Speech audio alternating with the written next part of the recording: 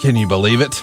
It's finally here. It's the most wonderful time of the year, unless you get stressed out about how to pay for it. SaveWithConrad.com can help you make this the best Christmas ever. You won't make a house payment for the next 2 months. That's right. Skip your next 2 house payments and use all that cash for your extra holiday expenses. And come next year, you're going to have a lower monthly payment. Don't put Christmas on a credit card. Pay your credit card debt off at SaveWithConrad.com. NMLS number 65084, Equal Housing Lender. SaveWithConrad.com.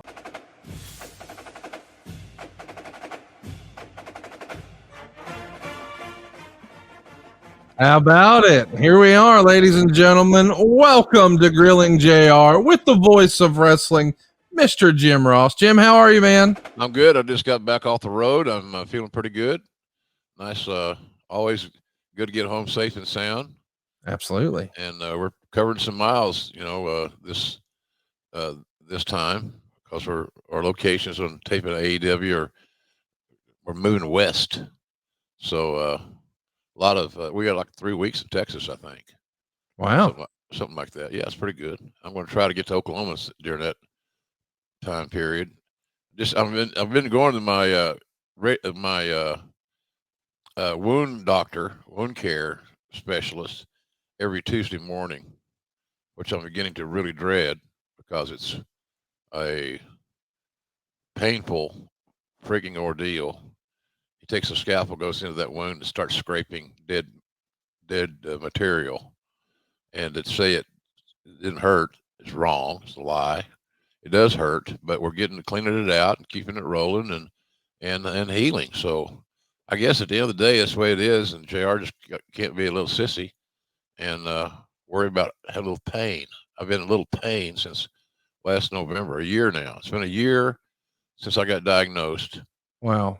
And it was this time last year that I started 22 radiation treatments.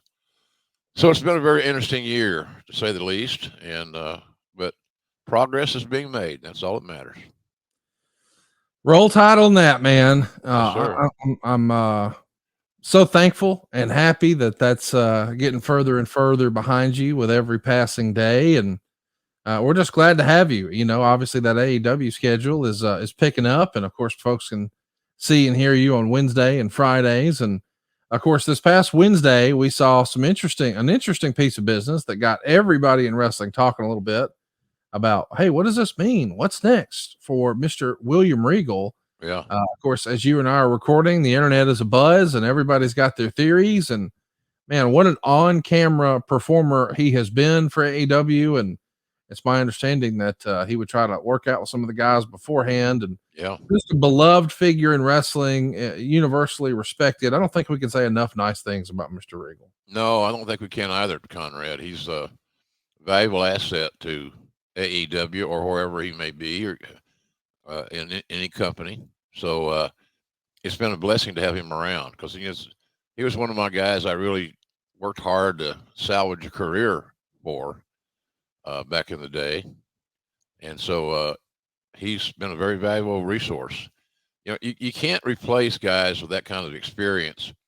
And in Regal's case, also the patience to help these young guys, because he was in the ring every day, when we go at TV, and just always had time for the talent and the young green guys. And I told some of them the other day, I said, hope you guys are paying attention to him. I mentioned to MJF, I said, the more you can set under that learning tree of William Regal and talk about the psychology of being a wrestling villain, you should. Yes. Because he's got great psychology and, again, a very valuable asset to wherever he may be. I don't know what the future holds for him, but, I mean, he's one of those guys that you can't replace easy. Right. Or at all. I don't know if you can replace him at all, quite frankly. But he's been an amazing boost for us, and we'll see how I think as we speak, he might be in England. So, but he's been a great friend and a loyal guy, honest, hardworking. And like I said, the patience to work with some of these young cats is really amazing. It's tough. So he's been talked about a lot here, and so we'll see where it goes storyline wise as we move forward. Because I don't have a clue. Uh, I like to not know, Conrad. You know that. I Yeah. just what's happening, and so it should be fine. He'll be good. He's a hell of a guy, and has been a very valuable team member of AEW since he arrived. Well, I'm excited that we're going to get to talk about some of these young cats, as you called it, you phrased it, because today's topic is about developmental. Right. Because when you think about WWE and their developmental program, a lot of that would fall on your desk as well. And that's what we're going to be talking about today. Let's just jump into it. Once upon a time, the WWF had essentially used territories to develop talent. Maybe they didn't know they were doing that. But you see, territories were far and wide. And when Vince went national, boy, he just started to pluck off the best of the best. And eventually, Vince would even convince promoters to send in tapes of their shows for him to air on USA. And well, he wound up signing away some of the very best talent. And eventually, as those territories start to die down, maybe Vince realizes, hey, maybe that wasn't all that bad, because it feels like the first developmental home for the WWE was the USWA in Memphis. Of course, we saw a ton of talent come through there, including a guy who we know these days as The Rock. Right. What was it about Jerry Lawler and Jerry Jarrett and the USWA as a whole that made you feel confident that, or maybe Vince felt confident that, hey, this can be it? This can be what developmental could be for WWE. I think their track record.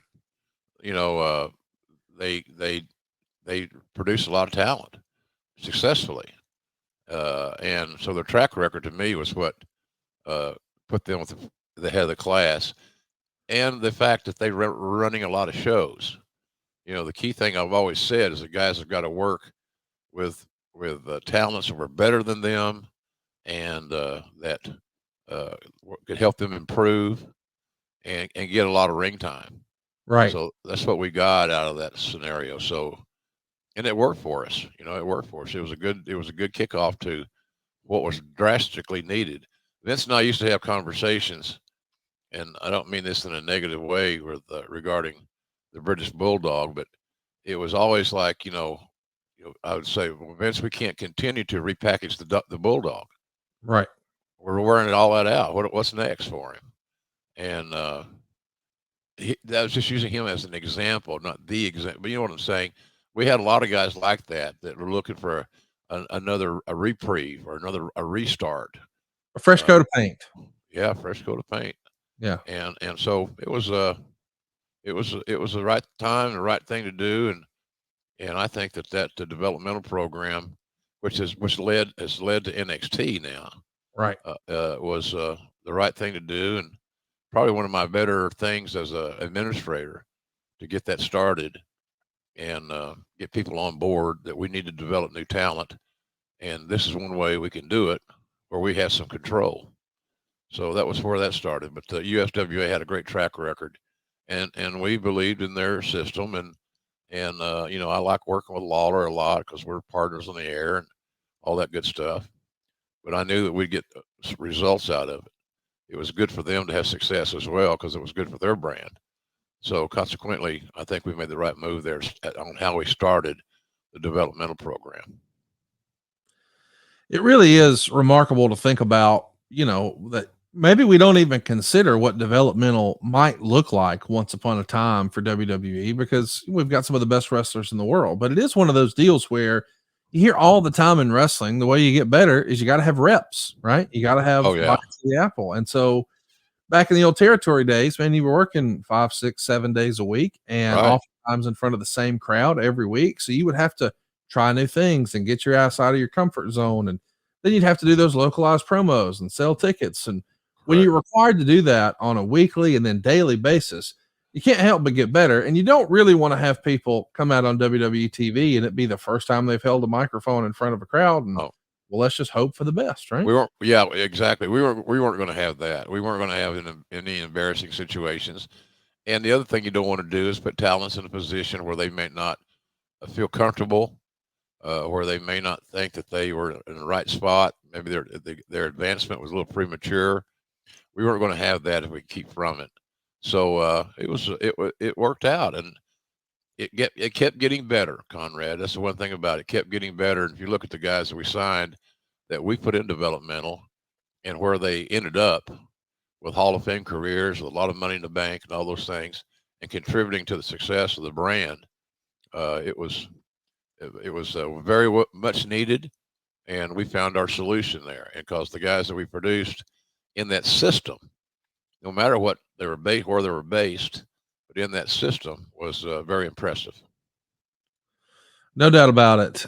We saw a photo a moment ago of Flex Cavana. I mean, The Rock coming through is maybe one of the most glowing testimonials. But when you take a look at Memphis and you go way back, you would see even guys like Sting and the Ultimate Warrior. I mean, a lot of those guys, everybody, whether you were the Undertaker or Mick Foley or Steve Austin, everybody came through Memphis at some point.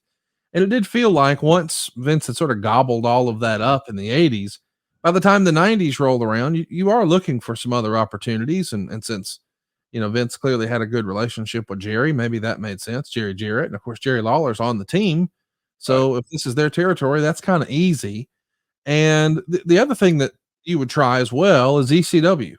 And that almost becomes like a de facto developmental system where you have guys who are just going to go hone their craft a little bit. Maybe it's an Aldo Montoya. He's going to turn into Just Incredible. Maybe it's an Al Snow. He's going to go down there and find some head. Yeah. There were lots of opportunities for guys to sort of go back and forth.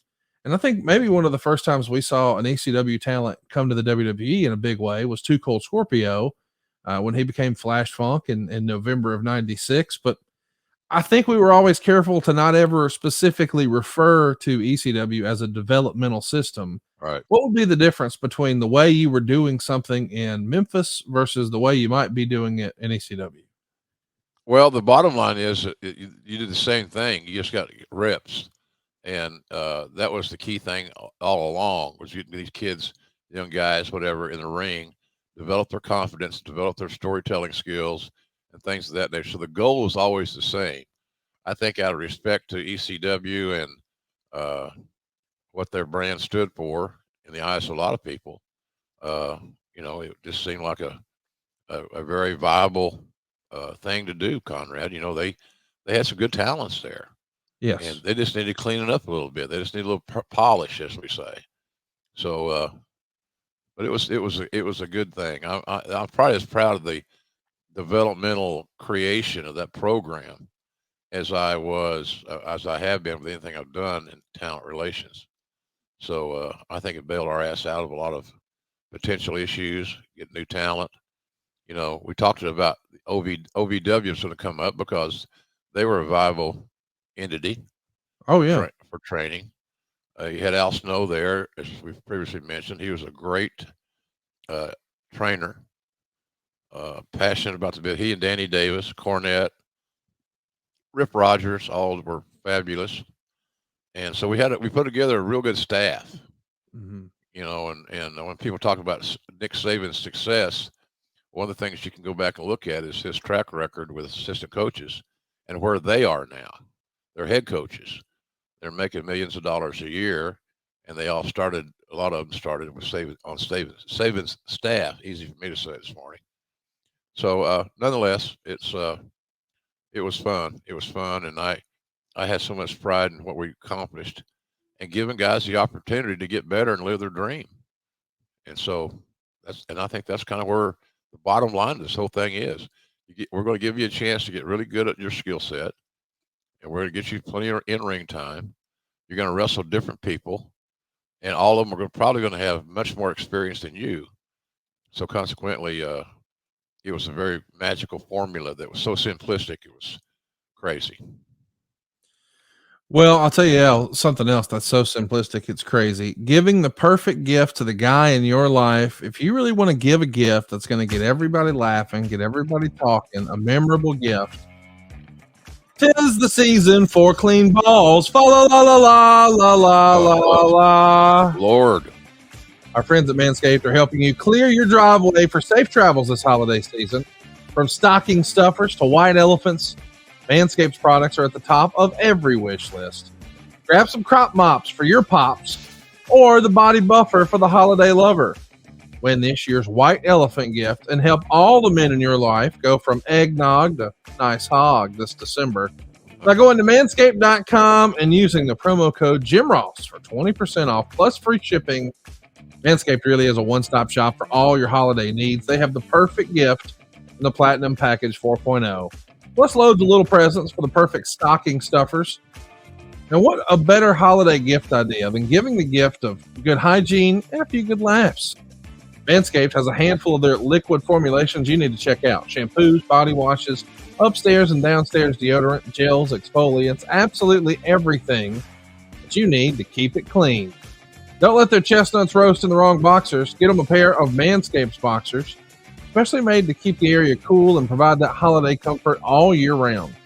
Now that you've gifted them perfect privates, go beyond the groin with Manscaped's full body product line. Maybe dad's got some nasty ass nose hairs. Well, get him in check with the Weed Whacker nose and ear hair trimmer. The Shears 2.0 is their full kit for nail care: scissors, clippers, tweezers, and a file, all for the traveling man. Maybe JR's new favorite, the Preserve Cologne. It brings a light, breezy, woodsy feel. Gives you that fresh tree scent all year round, even after Christmas is over. Hey, are you still using a dirty ass loofah? Let me introduce you to the Body Buffer.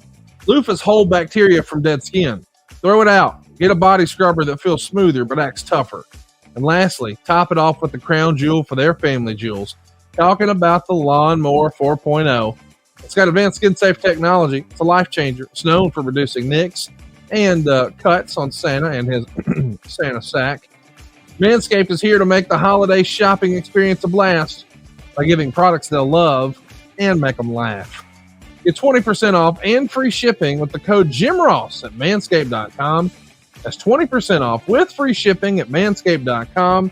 Use the code JimRoss. That's Manscaped for a perfect gift that will be this holiday's biggest hit. It will. People are going to have a lot of fun with it too. I think that's part of gift giving, is bringing smiles on faces, and as Vince used to say. So yeah, it's a great gift opportunity, and there's nothing else like it on the market. I think, as we've established. So consequently, perfect gift idea. Other than jrsbarbecue.com, it might be my favorite gift idea. This Manscaped opportunity, this feels like a gift you should get Vince this year. I probably will. You should consider it. He needs some clean balls. I don't know where his I don't have his address anymore or his phone number. So somebody said he changed his phone number, which I don't blame him. Well, I think it was a WWE owned phone. Ain't that a bitch? Well, I know when I left there, I got to keep my number and I got to keep my phone, and that's all because of him. Yeah. I think he was reluctant to see me wandering around in the pasture looking for work. So we did well there. We did well there. So yeah, check it out, folks. You go to manscaped.com and all you got to do is to see all the products they got. You're going to figure out what fits your taste, so to speak, perfectly. And then when you unwrap those, here's the thing: if you're a guy, and we have a strong male audience, a lot of men watch this show and listen to it. It's just phenomenal, the things you can do with Manscaped. I'm a big fan, as you can tell. So, and not just because they're the loyal sponsor, we get them results, and they get you results. So it's a win-win for everybody. Let's also go ahead and remind everybody that the promo code is Jim Ross. You want to make sure you got that. Jim Ross is your promo code. Going to save a little cash, get some free shipping. And let's get back to the program here. When you've got a kid who comes in, has got some opportunity. Let's say it's Brackus, right? Brackus is a bodybuilder. He looks good. Vince thinks there's money in this guy. Somehow he winds up in ECW. Is that a call that you would make to Paul and say, hey man, we need to get this guy some reps. This guy needs some ring work. Yeah.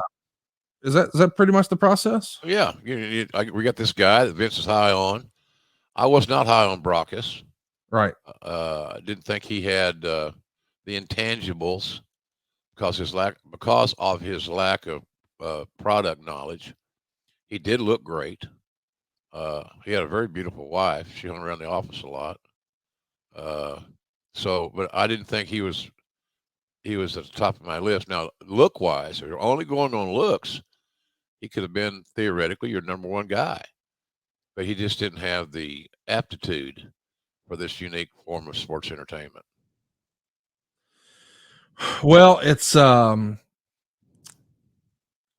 just curious about the business structure. I assume that you guys are going to pay him, and then it's up to him to just figure out the creative. Would a guy like Paul Heyman have to run any creative past you, or you don't No, care, just work on it?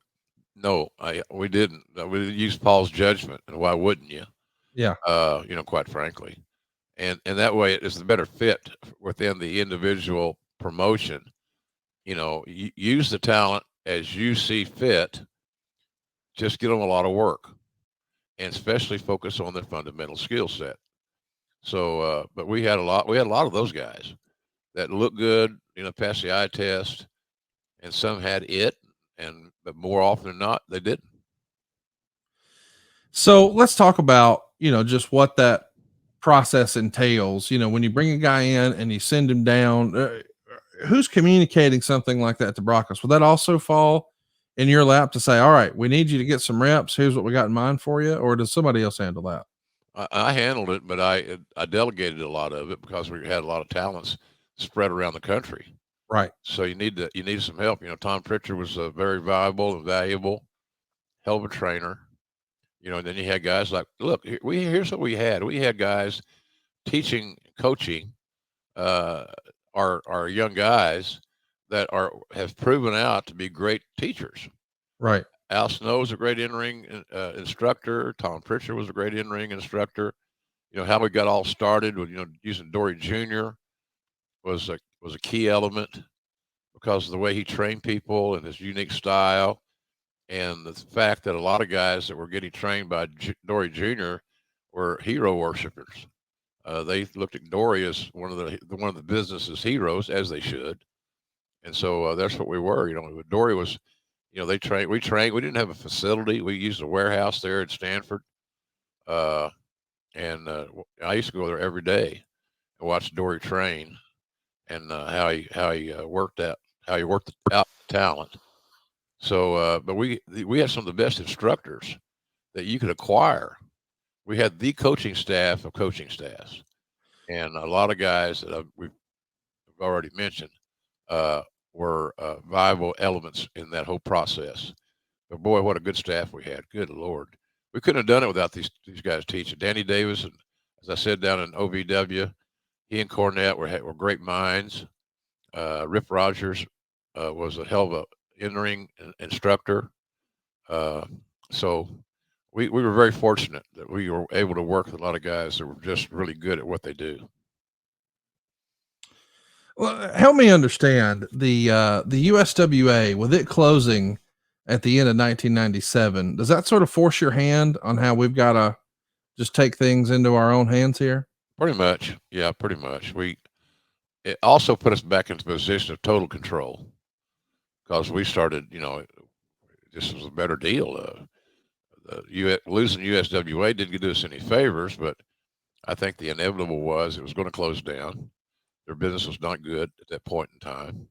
So, but we've kind of flowed with it. We knew all along that it's somewhere down the road.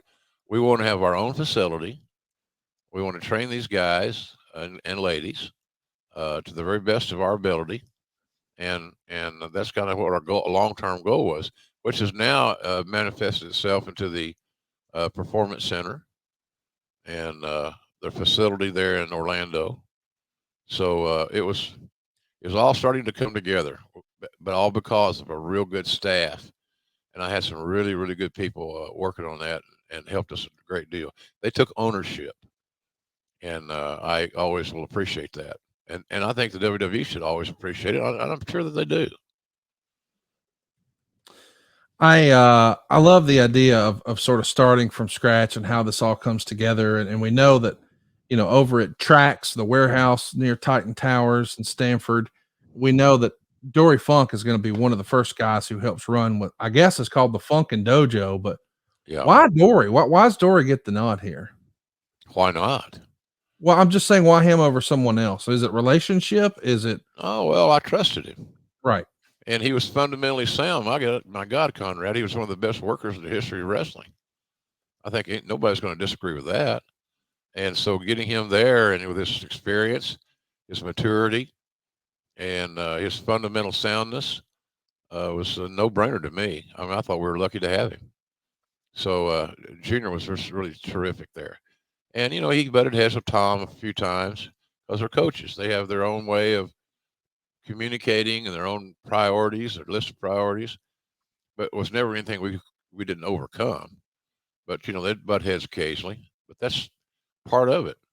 So, but Junior was just a really key element in the very beginning because I knew that he was going to teach old school values and use old school techniques to get his job done, and he did. Awesome.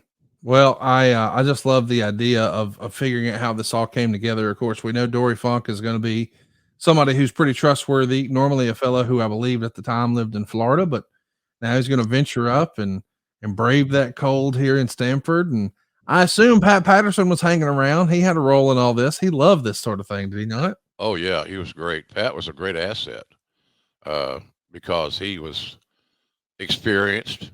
He loved being around the boys and all the talent.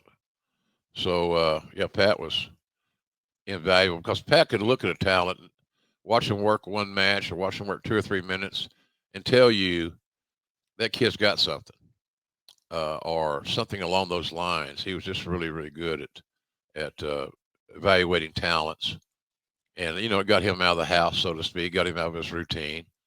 Because for a long time, Pat and Bruce were they were a pair, and they worked together as a pair, and so this gave Pat something new to do, and Bruce also helped a lot. So we wanted opinions from all kinds of people. And with the office politics as they were, the more you get people to buy into your concept, the more likely the concept was going to have more chances the concept was going to have to be successful. Because everybody's got this guy's not going to get over. He's too fat. He's too short. He's too tall. He's too whatever. And so getting those guys on board, I thought was going to be a very valuable thing as we move forward. I needed their support. I needed them to pitch in and help and evaluate some of these kids. And everybody involved did a good job. No doubt. Let's put this into sports terms. You basically need training camps to teach these athletes what they should be doing. I mean, obviously they're athletes, but this is a new hold, as JR would like to say. This is a whole new skill set from even being an amateur wrestler. And when people get hurt, you need to be able to make sure they're having some sort of a supervised rehab, and they got to get ready to work back in the ring, work off some of that rust. So this makes a lot of sense. But I guess the question is, why do you think it took so long for this to happen? Like, Vince first goes national in the early 80s. Here we are in the late 90s before it becomes reality. We didn't need it, Conrad. We had a system. We had talents coming in. Right. Any remnants from the territory days were all viable candidates to get a job because it's a new face that understood how to work, and it was really a no-brainer. And I think the reason the timing, as you alluded to, is the fact that simply the fact that hell, we were we're stocking our shelves until there was no more inventory, and we waited almost too long. But we made good choices on the talents that we signed and that we invested more time in. And again, getting guys on your side, whether it be a Bruce or a Pat, any of those cats, shoot, it was just a perfect storm in my view. The thing about it, I know Vince is going to ask. He's working a lot with Pat and Bruce on TV and things of that nature. So he's going to be around them a lot and interact with them a lot. So I wanted to make sure that Pat and Bruce are on board with these talents. And all the guys we signed were. It wasn't the fact that they're going to be great. We had hopes that many of them would be great, and some of them were. Some of them were still great. So, but that's kind of where we were with that. It was hard you wanted everybody on the same page. If somebody's going to talk to Vince, I wanted to hear them say, "This kid's got something, Vince. They're going to like this guy." but Vince was not overly involved in it at that point in time. On a few talents that he personally liked, he liked the bodybuilder type. That's not new news. So he was all in, but on a limited basis. The WWF starts its training camp, according to the Observer, in early '98. Dory Funk and Pat Patterson, of course, at the helm. Including in the camp are Mark Marrow, Darren Drozdoff, Tiger Ali Singh, Randy Blackbeard, Ahmed Johnson, Mark Henry, Steve Blackman, Matt Bloom, Sean Stasiak, Sean Morley, Adam Copeland, Kurgan the Interrogator, and Taka Michinoku. They want Michinoku to do more mat wrestling so he doesn't have to do as many flying moves per match.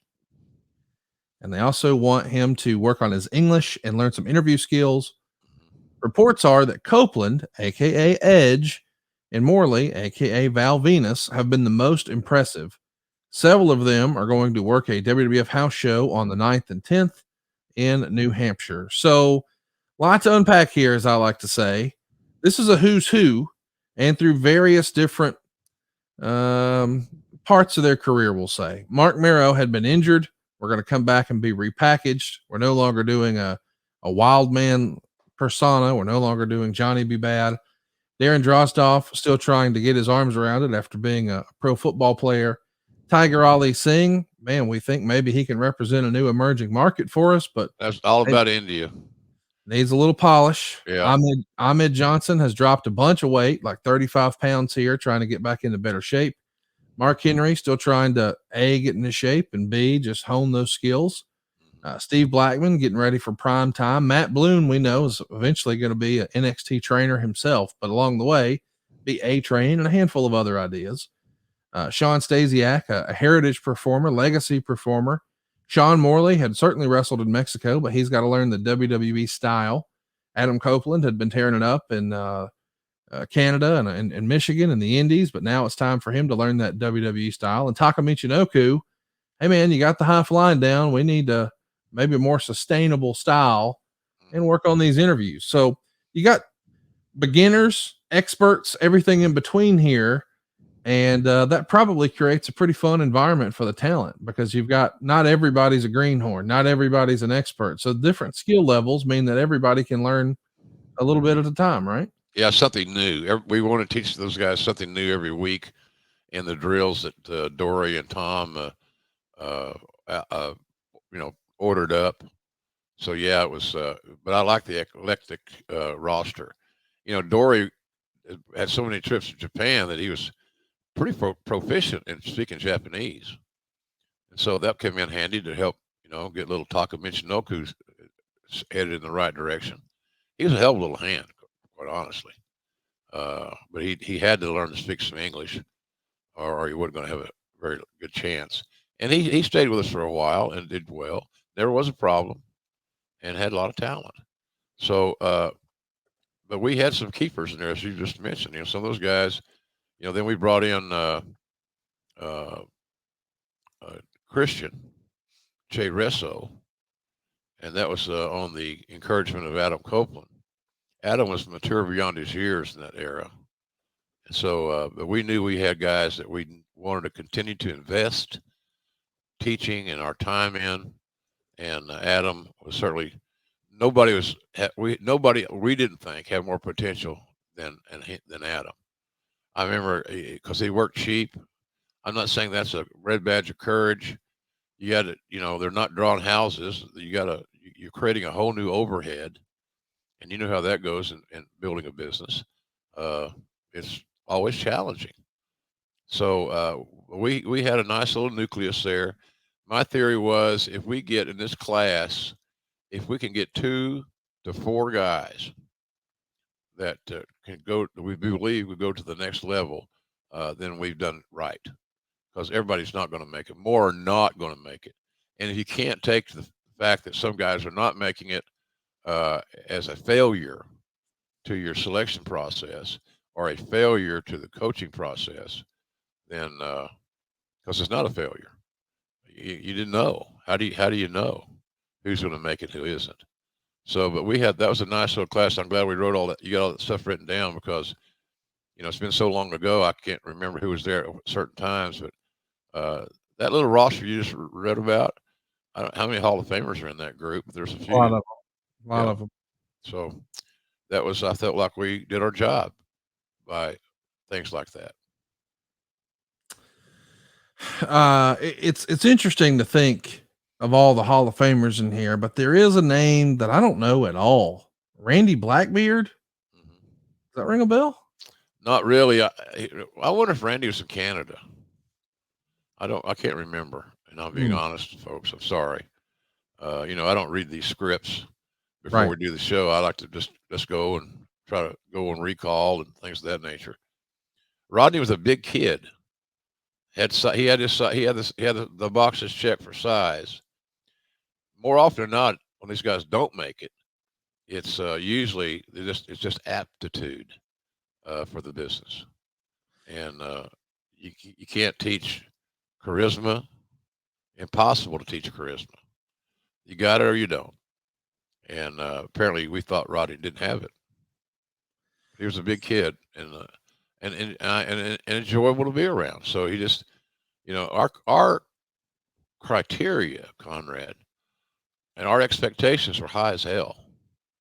We put a lot of pressure on these kids. You got to be good. We're not going to bring you up if you're average. We can hire average without having a camp. There's enough indie wrestlers around to hire average. We don't need you to be average. We need you to be extraordinary or have the potential to be extraordinary. So it was a mixed bag, and the guys that had some amateur had excuse me had some indie experience, like Val and Adam. They had a head start, and they took advantage of it. All of those guys had good careers there, especially Edge. My God, he's made a ton of money. He's got a great wrestling marriage. He's got beautiful daughters. He's made millions of dollars. He's a Hall of Fame guy, and he was in our first class. I'd say we did pretty good selecting him. Yeah, I would think so. It's remarkable the success that that group has. Meltzer would say, thus far, the camp has been considered a big success, run along the lines of an all Japan dojo where Funk used to train younger wrestlers, including some of the best wrestlers of this generation. Plans at present seem to indicate making this a regular deal. So, is that the original idea? Let's just run one camp and see what happens, and we take it from there. We're just going to take it from there. We never thought about running one camp or 10 camps. We knew that the concept was solid, a solid idea. If we could create a system around it that would make it work even better. But we didn't have we didn't have we didn't have a facility. There's things that we needed to have in place that we didn't have. But we were just going to go with it as long as it was still being productive. And as we know, the concept is productive today after all these years. Hell, they got their own TV show on Tuesday nights on USA. So it's a concept that worked for all of us and the talent, more importantly. Who would be the person recommending talent to come into these dojos? Is this a list that you start? Is it something that Briscoe's working on, or is it a collaborative effort? How do we work on that? It was a collaborative effort. Uh, I didn't want one guy's opinion because what one guy likes, the other guy's not going to like.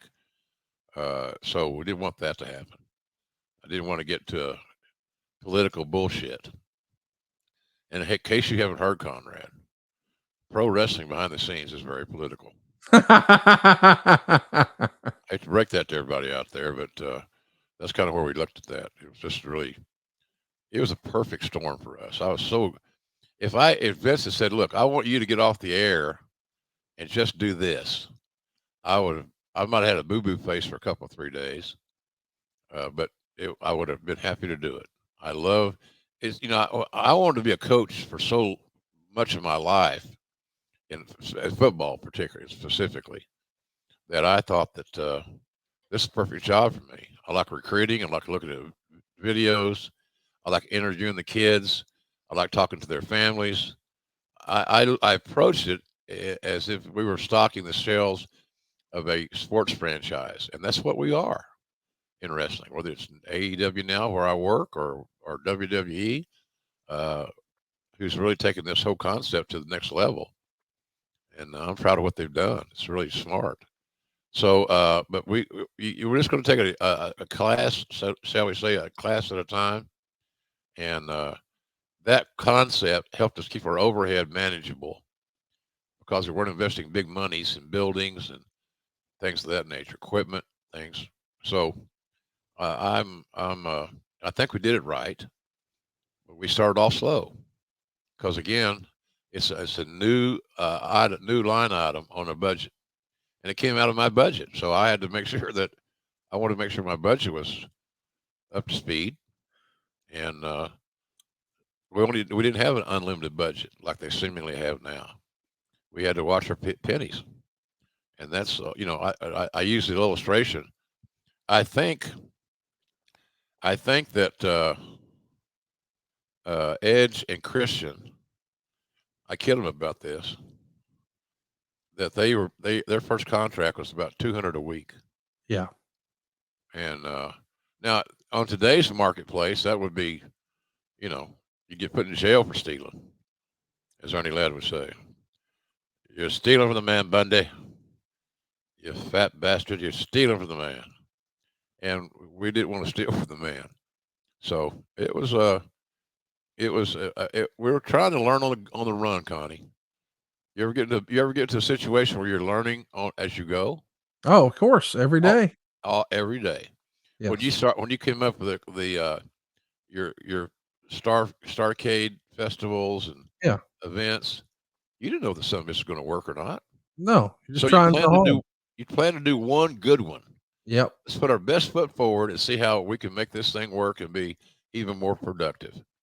And that's kind of the concept that we had there with the developmental guys. Let's try a class. Let's get them through it. Let's evaluate how we're training, and take it from there. And you asked about the talent. Everybody wanted a relative involved. It's amazing to me how wrestling is. There's so many cousins and family members. So the least of our worries were getting talent to look at. What we realized is that everybody's going to try to get their nephew or their uncle or whatever a job. And a lot of times to appease the existing talents, we would adhere to that. We'd give them a shot, bring them in for 2 or 3 weeks, see what kind of aptitude they have. See what are they on time every day? Things that just a fundamental soundness. And so I think that we did it the right way in that regard. Small steps have led to major developments. As I mentioned, it's hard to believe that going from that warehouse there at 120 Hamilton to what they have today is nothing short of extraordinary. I don't want to put words in your mouth. I'm legitimately asking because I don't know. I don't think AEW has an official developmental system, but it does feel like QT School, the Nightmare Factory in Atlanta, and Dark sort of serve as an opportunity to They do. train raw athletes and then give guys reps. Would that be fair to say? Yes, it'd be very fair to say. And that's why I think one of the reasons the Dark show that airs on YouTube on Tuesdays was created. Yeah. To get guys reps, to get them in the ring, work live matches in front of an audience. And, I think that I was always concerned about, are some of the guys that have a little bit more experience on the indies, are they going to take this opportunity as seriously? I'm talking about AEW now, by being on a YouTube show. And I was skeptical at the beginning because I thought some of these older guys are going to look at this like, oh, bullshit. I can make more money on the end. We can make more money on the indies, maybe. I don't know. I don't know what the indies pay anymore. I don't keep up with the pay. But point being is, it worked out. Again, those small steps is what we had to do. I couldn't go spend a bunch of Vince's money and without having results. When you got 2 or 3 guys that you can earmark or circle or highlight, then all of a sudden everything is justified. So that's kind of where we want to get to make the boss happy. But to do that, we had to have some results. So in other words, we had to have some stars being developed, and we showed him who those guys were, and he liked it. Well, I'll tell you what, it's no surprise that you guys were looking for some better help. And this podcast is sponsored by BetterHelp Online Therapy. Relationships take work, boys and girls, and a lot of us will drop anything to go help someone we care about. We'll all go out of our way to treat other people well, but how often do we give ourselves the same treatment?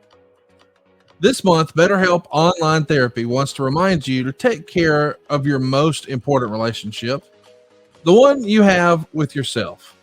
Whether it's hitting the gym, making time for your haircut, or even trying therapy, you are your greatest asset.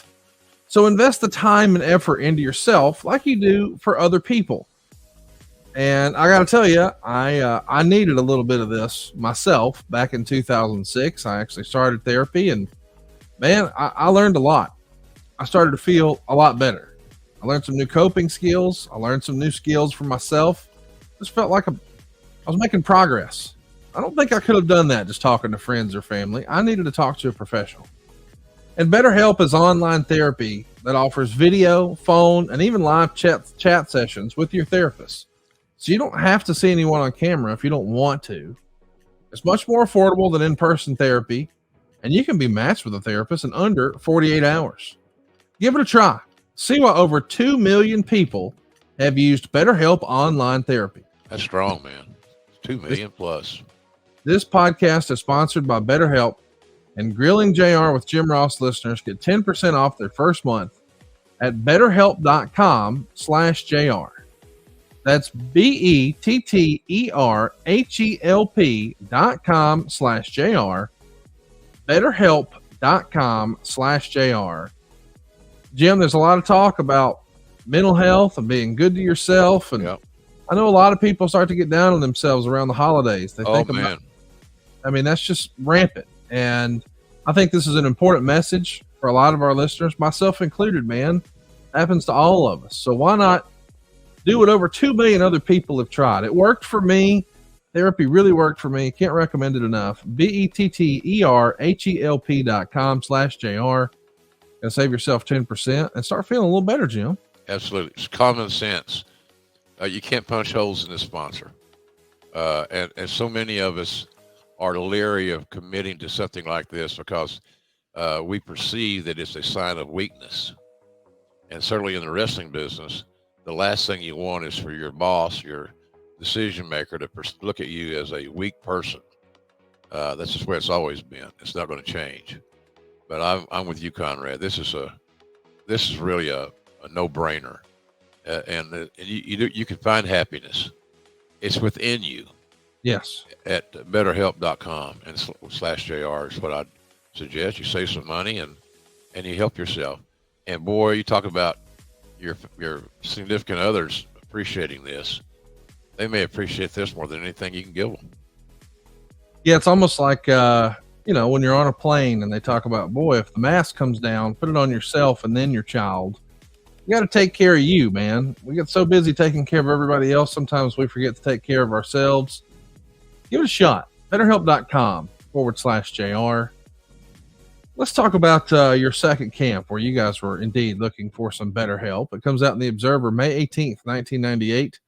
The WWF is doing another camp this week under Dory Funk. Among those at the camp or Solify Fatu, Mike Tierney, John Tenta, Paul Silva, Aaron O'Grady, Vic Grimes, Sean Stasiak, Matt Bloom, Andrew Martin, George Phillips, Emery Hale, David Heath, Darren Drozdoff, and Dan Severt.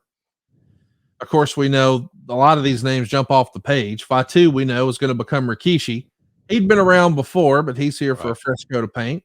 John Tenta, of course, same story. The former Earthquake used to headline with Hulk Hogan, but maybe let's see if we can't get him in some different shape here, get him TV ready under a different presentation. We know it works out. He joins the Oddities. Aaron O'Grady, of course, is going to become Crash Holly. Vic Grimes would find a little bit of fame for himself in ECW, falling off a balcony with New Jack. Andrew Martin is going to become Test and have quite a little run. Emery Hale was a name I didn't know right away. Turns out that's the Wall over in WCW, but here he was in 1998. And David Heath, we know, is going to go on to be Gangrel, and, well, the rest is history. But, man, this is quite a class. Again, you're batting 1,000 so far. What's the number one trait? You've told us before when you run a talent relations, reliability is number one. All right. When it comes to training a new talent, just an athlete who's not necessarily a veteran in the pro wrestling game, are you looking for somebody who's coachable, or what's the primary attribute you're looking for? Well, you mentioned the reliability, and that's number one. Yes. We want you to practice to start at 8 o'clock in the ring. You don't show up at 5 minutes to 8. Common sense things, teaching people to be better businessmen. But you can notice this class had a lot of size to it, and I think that's what came from Vince. He liked some of the guys that we had in that first camp. How could you not like Edge and et cetera, that went on and become great, truly great. But we got some bigger guys in that second class. A lot of those guys you mentioned were huge, 300-pound range or 6'6", that kind of thing. And so that was always Vince's caveat: size. Simply put it this way: Vince loved guys that if they walked in an airport, heads would turn. So that could be their physique, that could be their height, that could be their weight. It just that some guys just exuded charisma. So like Dwayne Johnson, he turned heads wherever he went. He turned heads the day I was recruiting him at the little cafe, that little Cuban cafe, when every woman in the restaurant came over to see if we needed something more to drink. And I told this story in some of my one-man shows that, God Almighty, they didn't even work there. They saw him and saw this 6'5", 270-pound handsome guy. They just wanted to get another step closer to him. And Right. the guys that are in that restaurant, Conrad, they knew who I was from TV all those years, but they hadn't seen Rock. But they're curious. So they'd come over and talk to me, but be looking at him because they're wrestling fans. And they looked at this new guy as, boy, he's got something, there's something here.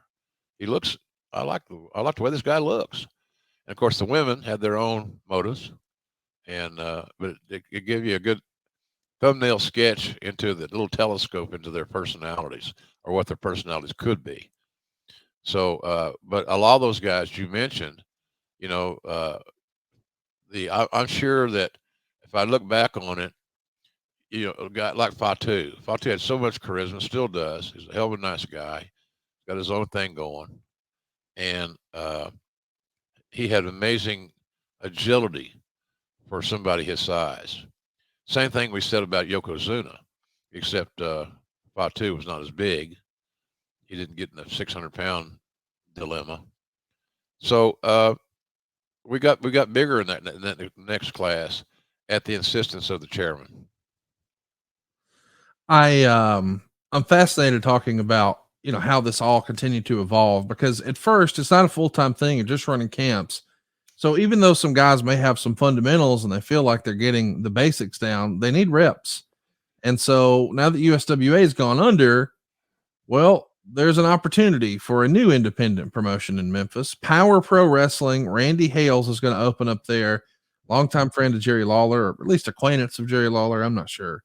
But the result is Kurt Angle goes down there and gets some real wrestling experience in front of crowds, trying to do some mic work. And we recently saw even Kurt Angle retweet his first promo here, which was, well, everybody starts somewhere.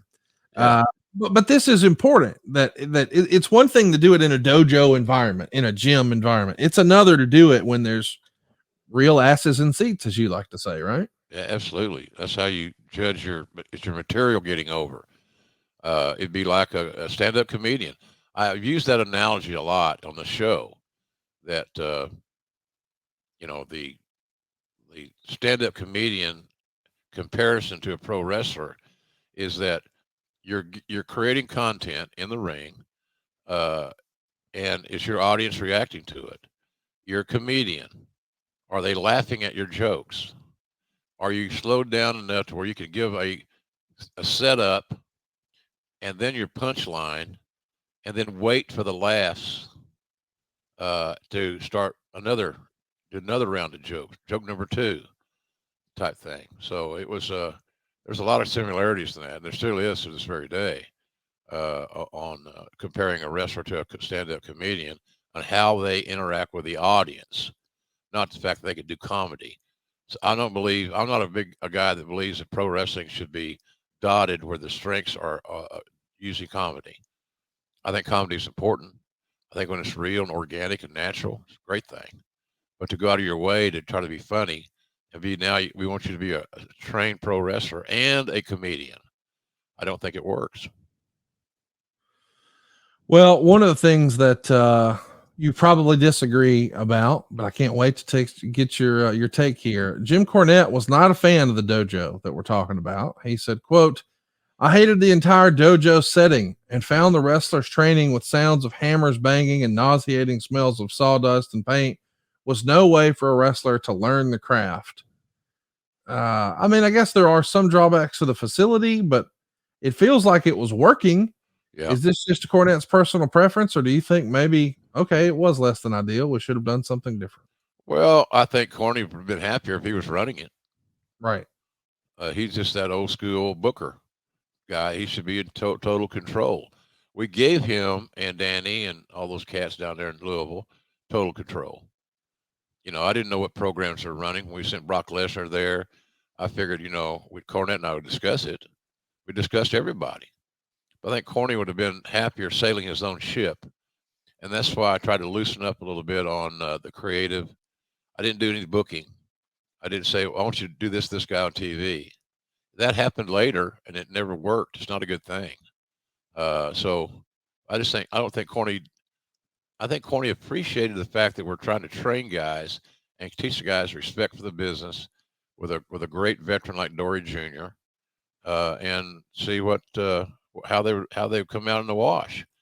So I just think maybe Corny would like to have been more in charge, and I try to do that. I tried to loosen it up, and Danny Davis ran the business side down there in OVW, and then you had Al Snow and Cornette. Cornette was writing TV, and Al was helping train along with Rip Rogers. So our staff was good. I just think Corny probably would have, in hindsight, I might be wrong here, but I think he probably would have been more comfortable sailing his own ship as opposed to we're putting the boat together and we're going to load it up with talent. Now here they are. They're sailing. They're all yours. I mean, I don't think he was comfortable quite with that. He had to get used to it, let's say. But they did. Look, the results that OVW got for WWE is scary good. Scary good. The one class we sent there, headlined by Brock, Cena, Orton, Shelton Benjamin, Dave Batista. I thought we did a pretty good job of recruiting and selecting and signing guys. All those guys have had very significant careers, headline WrestleManias, made millions of dollars. And that's what I judged it on, quite frankly. So it was, but you always have that issues. You always have those things, Connie, where you're trying to get everybody in place. There's so much insecurity in pro wrestling, even when it comes time to the instructors and things. It's hard to give up something, because Cornette would get pissed off about somebody coming to TV, and our fault was to not check and see what the guys were booked, and we screwed some bookings up for him because we bring guys in, and if you ask a guy like Brock Lesnar, you want to go to Covington, Kentucky, and work on Saturday night and drive the ring truck and haul the ring and help put the ring up and all those things, or do you want to go do a dark match on Raw? Well, hell, that's easy. So that's kind of where we were there. We were learning as we went, and when you do that concept, you're bound to make a few mistakes. I've often heard Bruce talk about how, man, Cornette just did not love Connecticut, didn't like the life, didn't like the politics, and he was ready to have a change. So as the story goes, he comes to you and says something like, why don't you let me run a school and a promotion in Louisville, and we can all do it correctly. And of course, at the time, I believe Danny Davis is running OVW, but the plan, I believe, is for Cornette to buy half the company and move down there and start the relationship. Did you like this idea? I mean, Cornette has even talked about, man, he thought if he hung around here much longer, he's gonna have a freaking heart attack. Yeah. He just needs to get out of here and do something different. Obviously, you know you have a great mind and talent in Cornette, and you know that this dojo concept has been working. So maybe, hey, having a territory much like we did once before with the USWA is like a partner territory. It could work, and clearly you trust Cornette and he's Yes. reliable, et cetera, et cetera.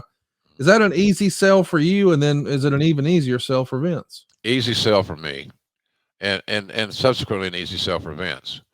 You know, we had a little staff there, and we paid their company. We had the talent under contract, and so they were getting paid their weeklies. If you sign a guy for $100,000 a year, you're going to pay him about $1,923 a week. So we will pick up the tab for that. The monies they made at a spot show, the little payoffs, they kept. And but I had the utmost confidence in Corny. I try to think, where did all of this fall to Smoky Mountain? Is Smoky Mountain already come and Yeah, gone, or Smoky Mountain's come and gone. That's right. but I work for Corny. You know, Vince actually sent me to help Cornette Yes. as far as working on the air. And but I've been around Cornette since, God Almighty, Conrad, the '80s. I know what kind of mind he has. Right. Creative.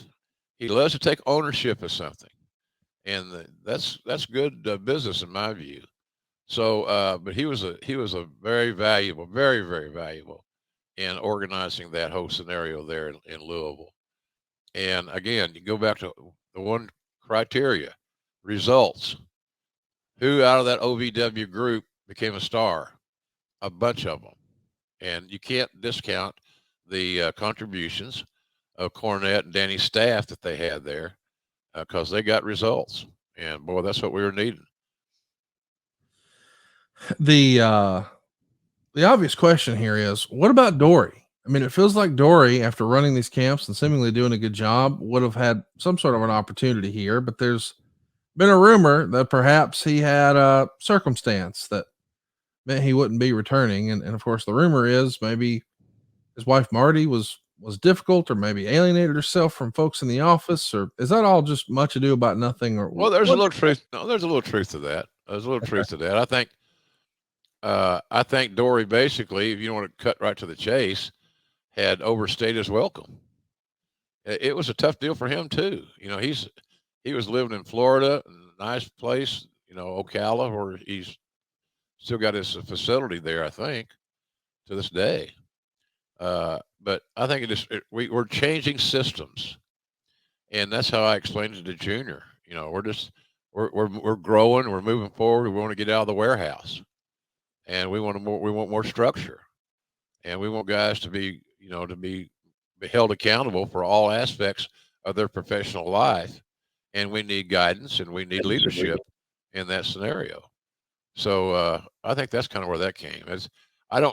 Dory didn't leave there because of Marty, but it's a good dirt story. My God, Right. it's great dirt. Just make it up, you know. Well, fast forward May 3rd, 1999. Here's the Observer. Dory Funk was released from his role as training camp instructor. The idea is that they're moving the camps to Louisville under Jim Cornette when he moves there over the summer, and Danny Davis. Among those in this past week's camp were Jason Arndt, who was the star of the camp, Mark Henry, Tom Howard, Russ McCullough, Stephen Gamlin, Robbie Dix, and Rico Constantino. The idea is in progress, and it's to essentially set up a minor league system where wrestlers will be sent to a Louisville circuit under Cornette, which would be like Class A baseball, and then move up to Power Pro in Memphis, which would be like AAA, and then being brought up to the big leagues. Was that the original plan?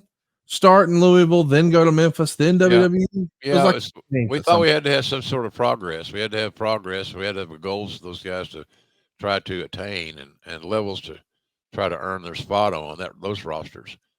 But that was something like that was what we wanted to do. It just basically ended up where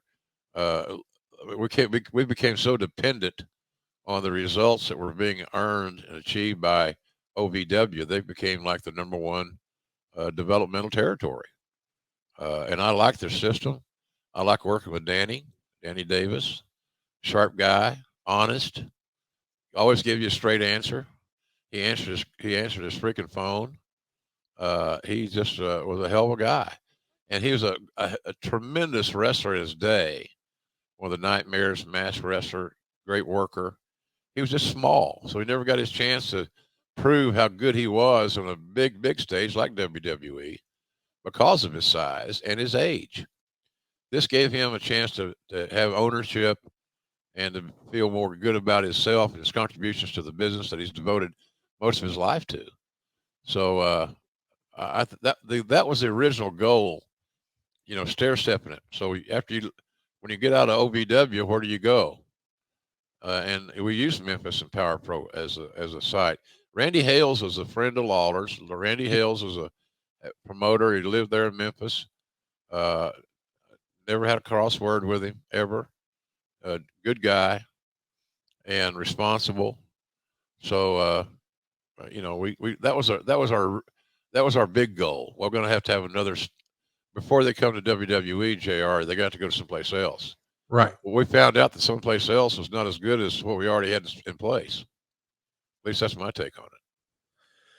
I don't think there's any argument to that. OVW is going to develop quite the reputation. We're about to get into it. But before we do, I want to ask, in your opinion, what was the relationship like between Vince McMahon and Jim Cornette here in 1999? Contentious. I don't know that Corny's relationship with Vince was ever changed. I mean, they never got along great, but I think, Corny had respect for the business.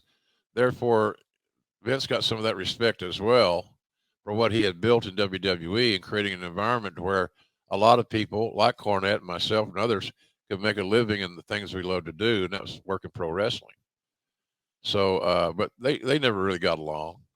I think Bruce would probably sign off on that deal as well. They just didn't. They had different philosophies, but they had a lot of similarities in some of the fundamental things as far as, they both agreed that we can't get better if we don't have our talents working with other talents that are better than the rookies and are getting plenty of work. So in addition to doing the spot shows in the weekend, I alluded, it's not a joke, Brock Lesnar was the foreman of the ring crew. He drove the ring truck. And then all the other boys were responsible for putting the ring up when they got to the town that they're running for the spot show. So, but Cornette and Vince had a lot of similar likes and preferences and things of that nature. But there's also that. Cornette, again, I'll go back to this. He wanted to sail his own ship, and I don't have a problem with that. I had no problem with that at all. But it was, I guess, oil and water is a way to put it.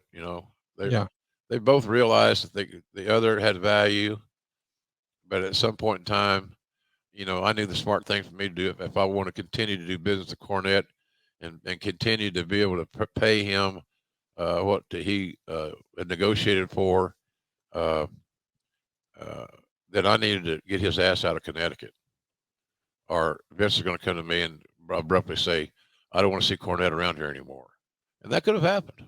It didn't, because we got Cornette to Louisville, and I thought Cornette in Louisville was a pretty damn good deal. He was making a decent living. He's running his own territory. He's booking his own TV. I thought that that was good timing. It kept him on board and out of Vince's line of sight. But he was too valuable. And that's what I explained to Vince. He's too damn. He may be crazy, Vince. You may not ever agree with his philosophy on certain things, but he's really good at other things he does that nobody else wants to do. Right. And he did a real good job for us. So, but getting him out of Connecticut probably extended his shelf life immensely during that era. So we know that Cornette's going to open up camp here in the summer of '99. What's your process with him with talent? Are you doing a weekly check-in? Does he send a report? Does he send you a tape? What does that look like? We communicated on the phone. I'd travel to Louisville, semi-regularly. And then I had access. Danny would make sure I got tapes. so we could see how some of these kids were doing and how they're being utilized on TV. But more often than not, I was fine with it. I just wanted to stay busy and keep moving forward and improving their game, therefore improving their life. Happy talents or talents that feel good about themselves are a lot more likely to be successful than those that aren't. And Cornette was that, he was a workaholic, and he used all those years of tape trading and the territory stuff. There's no bigger student of the game than Jim Cornette even today. That's right. He's kind of become that Howard Stern of podcasting. He's got a nice he's got 2 podcasts, I think. He does. Yeah. So I just thought it was working out real well, but it would not have worked out real well if I had tried to make Corny become the showrunner in Connecticut, because that would have lasted about as long as a fart in church. Ain't gonna hang around long.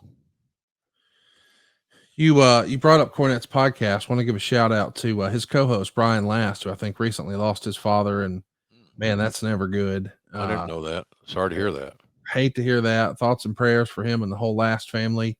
Man, that's I'm lucky enough to have my dad here, and I don't even want to think about that day. So thoughts and prayers for them for sure. Yeah. Let's talk a little bit about OVW. So you're getting up and running here. The early class, man. Goodness gracious. Brock Lesnar, John Cena, Batista, Randy Orton. Was this just right time, right place? I mean, you want to talk about an all-star cast. Yeah. Who deserves some of the credit for helping? I mean, I think we know that you and Brucey both saw John Cena out in California, and Right. I think you and Briscoe had Lesnar on your radar, but these guys are coming from far and wide, and they couldn't wind up in more capable hands based on the results. I mean, they speak for themselves, do they not? Mm-hmm. Yeah, they do. Various sources. There was not one specific way that we got prospects. The Lesnar stories, what it is. Gerald and I started recruiting Brock Lesnar when he was a junior in college at the University of Minnesota. We made a deal with the head coach that we wouldn't sign, because Brock would have signed right after his junior year if we had gone for it. I gave my word through Gerald, and Jay Robinson was a coach at Minnesota. He was a teammate at Oklahoma State in the wrestling team with Jerry. So I had motivated or wanted to motivate Jerry just to live with this kid, because we can't miss on him. We got to get him. And once people had realized we're recruiting him, and we thought that he was going to, he was favored to win the NCAA national championship as a heavyweight, the best heavyweight in college wrestling at any level. We made a deal with Jay Robinson that we would not sign Brock, because Brock wanted money. Brock wanted money right away, and he was tired of being broke. I think he was probably getting tired of the camps and the training and the practices and being in school and structured situation. That wasn't his idea of a good time. Bruce and I both saw John Cena working for Rick Bassman out there in L.A. area, Southern California, and he's just he was a can't miss guy. He's the guy that I took a red eye back from California and told Vince, I said, I just saw the guy that's going to headline WrestleMania in about 5 years. And I think he thought I was high or something. I just had that belief that John Cena was it. That was it. Then you look at guys like Batista. Well, his look alone. You talk about turning heads in airports. He had turned heads in a school for the blind. He was scary looking, and as we have seen in this movie success, a very bright, talented guy. Who the hell would have known that the Leviathan had those acting chops? And he did, and he does. I saw him on a preview, I guess you'd say, of something here. It's out now that he's in, and I'm really happy for Dave. He's a real sweetheart of a guy. I remember when Jan got killed, Not too long after that, few months, maybe not even that long, I had Dave on my old podcast, and he cried like a baby, and of course, made me cry like a baby. He's a sensitive guy, and Jan was always she was always a fan of the talent, and was always there for them no matter what. And then Randy was a little more challenging. I loved his style. I loved his natural aptitude. He was coordinated. He had, I would say he might have been considered to have social issues, but none of those guys I just mentioned didn't have social issues. They're young, they're green, they're on the road. It's you know, it was a hard thing to uh, for some of them, and but we work with them, and sometimes guys get in trouble or they'd have issues. I might write about that in my next book, uh, because they all have happy endings to those stories. But along the way, the journey was a little bit challenging for some guys. Women, Conrad, women. What's the biggest obstacle? Women, if you're heterosexual, Yeah. and most of them are, I believe. As if I don't care, but that's going to start another damn discussion. I'll be like Jerry Jones' pitcher in the 8th grade or something. That Little Rock pitcher that's making the news now, about racism and things of that nature, which I don't even like to get into. It's horrible. It's horrible. There's no justification for it whatsoever. Uh, but Randy got dishonorably discharged, as we know, public information, from the Marines. And Vince, was one of his more ceremonial armed forces days. Didn't want to hire him. I said, well, his grandpa was great. His dad was great for you for many years. This kid's a baby. He is immature. His dad was on the road most of this young man's life. So he didn't have a strong father figure always in his home. I said, I believe he deserves a chance. And by the way, boss, didn't you get some second chances? Because Vince knew his dad didn't want him to be in the business. We've talked about that. People have talked about that for years. Yeah. Why don't we give him a chance? I said, he's going to have a contract that has 90-day outs. That means he really has, I can sign him for a 5-year contract, but we can get out of it with 90 days notice. It was typical. That wasn't, they're screwing these guys. No, just do your job, work hard, improve, do the right things, and you got a great contract. But if you do the bed, then we can get rid of you. You got to have checks and balances. Right. So I think that's what salvaged Randy's career there. Is I told Vince, well, if he doesn't work out, I'll get rid of him, and I ain't got no problem doing that if I have to. But I don't think we'll ever have to worry about that. We did have to not settle, but we had to address some issues. But like I said earlier, Conrad, all those guys in that picture, that graphic, had challenges to varying degrees in varying levels of their profession. But boy, the upside, that's what you got to gamble on. The upside is what you plan for. And I think we did well with those guys. So that's kind of what we did. And of course, Danny and Cornette, they knew that we were high on these guys. They knew that they were priorities, and I wanted them to be treated as such. Give them responsibilities, put them in matches where they can work returns, and I don't want anybody to come talk to me about that they did 2 jobs on TV in the last month. I don't care. What difference does it make? Are you shitting me? This stuff is fiction. So I got a lot bigger fish to fry than to worry about how somebody's feelings are going to be hurt because they had to do a quote unquote job. We say that like it's dirty. Right. It's not. No. If you're really good at putting somebody over, you know how to protect yourself, and you know that it's not a bad thing. So anyway, those guys, they had to be coached up, and they had, I wasn't going to give up on them, and there were opportunities to do that. So, but we didn't, thank God. While OVW is getting cranked up, Memphis Power Pro Wrestling is going to fold. So now it's official. It's all Cornette. But there are affiliations that are set up around the same time. IWA Puerto Rico and Ultimate Pro Wrestling, UPW. There's an old saying that we've heard a lot that I want to bring up to you. Don't let Vince see someone too early. And we've heard reports of this where he just falls in love with a guy, tries to fast track him, and sometimes maybe they're not quite ready for it. Right. Does this environment eliminate some of that? A little bit, because he didn't, with them being in Louisville, Vince ain't going to pass through Louisville. I'm going to be in Louisville next week, JR. I'm going to go back to see the guys. He ain't going to Louisville. Now, when they were in the warehouse, the same facility that voiceovers and TV production was being done, he passed through those doors all the time. Right. And would see guys. So we protected ourselves a little bit on that matter by when we moved it to Louisville.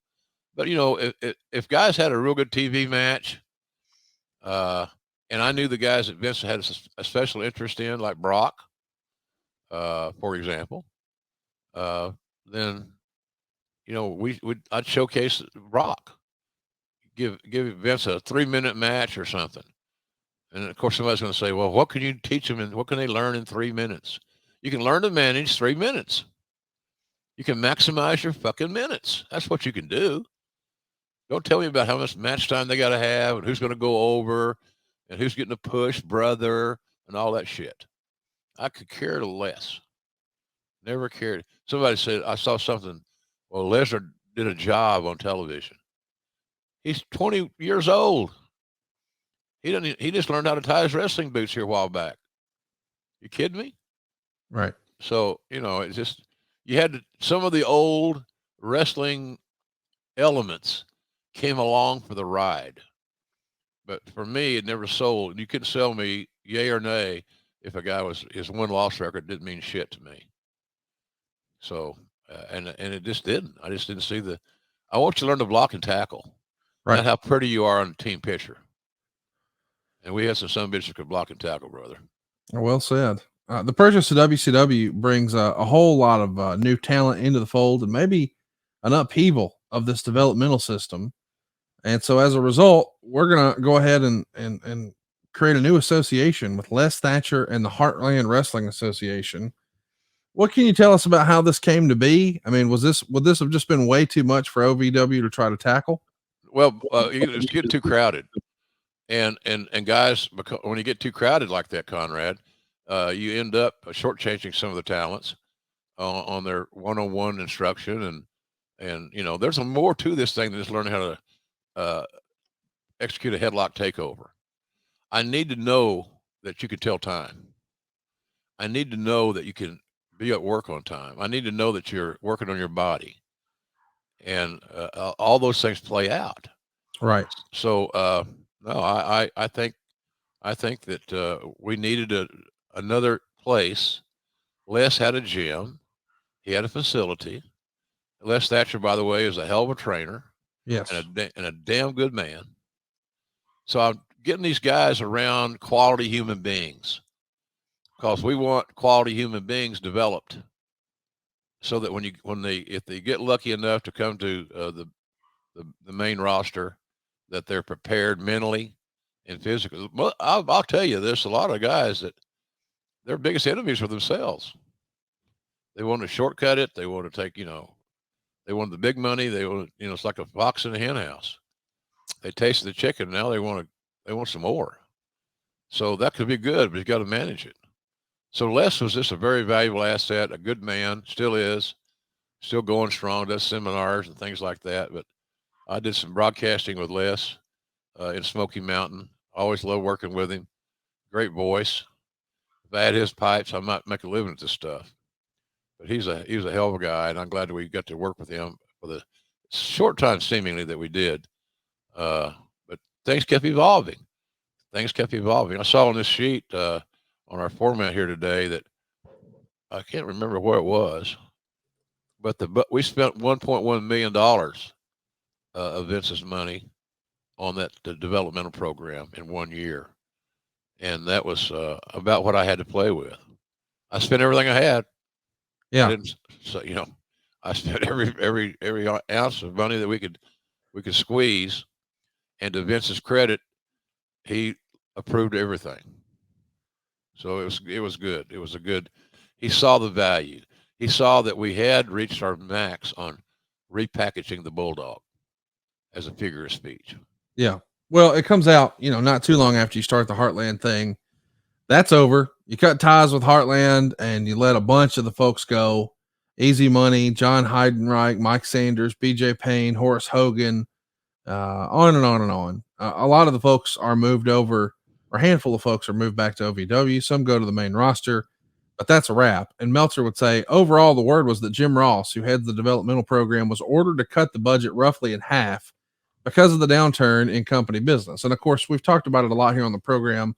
On the heels of WrestleMania 17, when Austin turns heel, well, business starts to take a tumble. Yeah. And as that does, well, we get new budgets. And here's where it comes. In 2001, the company spent $1.1 million for the fiscal year on its developmental program. There was no specific figure listed in any company documents at this point for 0102, listing how much was spent on developmental. But if he's saying you're going to have to cut it in half, this is a tough deal. And, we have to do what we have to do. And Meltzer would once again state, with the state of the industry as it is, with new stars being badly needed worse than perhaps any time in the history of the business, without any companies left for the WWE to raid, this is a program that needs to be expanded, not constricted. Right. The company idea is to have a 20-man developmental roster based in Louisville with weekly reports and more frequently sending road agents and office people to Louisville to keep talent or tabs on the talent. Listen, I could get this, I guess. Maybe if we thought it was too crowded and there were too many folks, maybe we're looking for more quality over quantity. Maybe we had a lot of bodies that we were hoping one day could, live up to their potential. But if we just kept our A players and we cut our bottom, whatever it is percentage wise, then maybe that's really what we're looking for. It's not necessarily somebody who could be on the main roster, but somebody who could be a top guy. Is Right. that basically it? That's it. I signed guys. I used to tell Vince this all the time, and he bought into it because it's true that when I sign guys or I finalize deals with guys that other talents that were brought to me, you always looked at it in one way.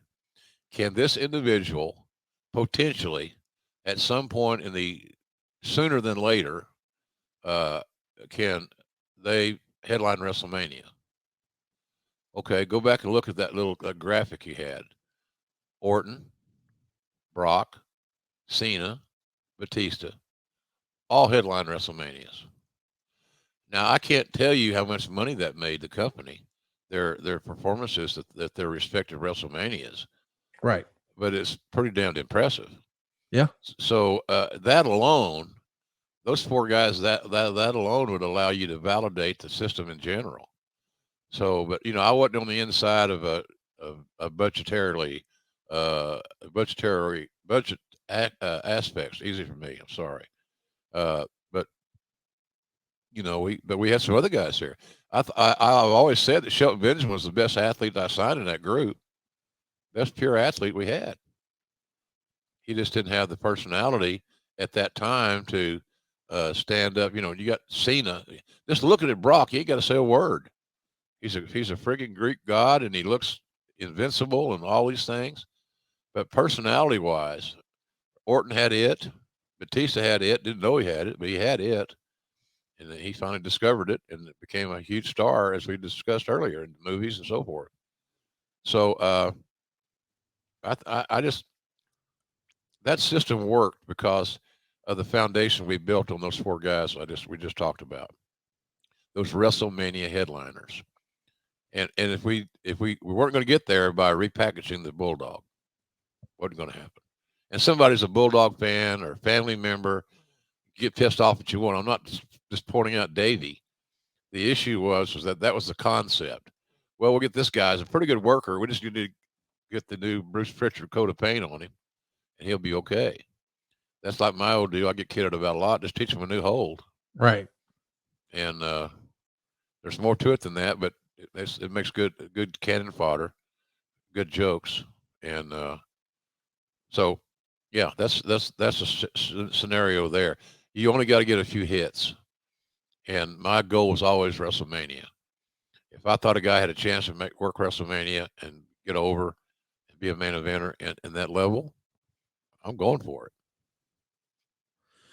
Let's talk about a criticism from Dave Meltzer. He says essentially that because we're recruiting top athletes, we're looking for a certain type.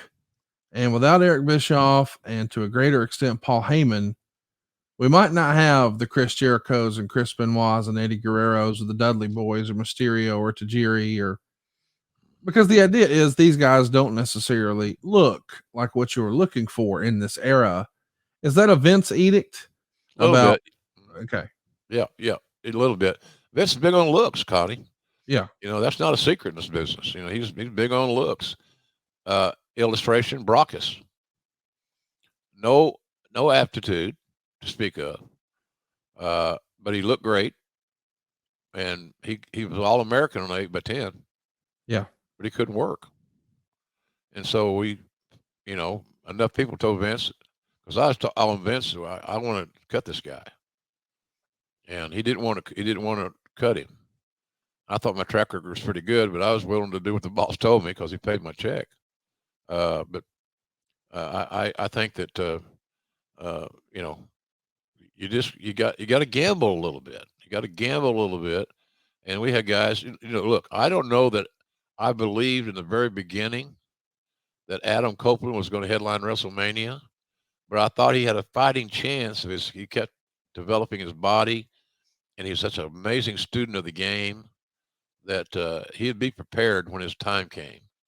But I didn't have the confidence to simply on the look that he was going to become this big star, like I perceived Brock was going to become, for example.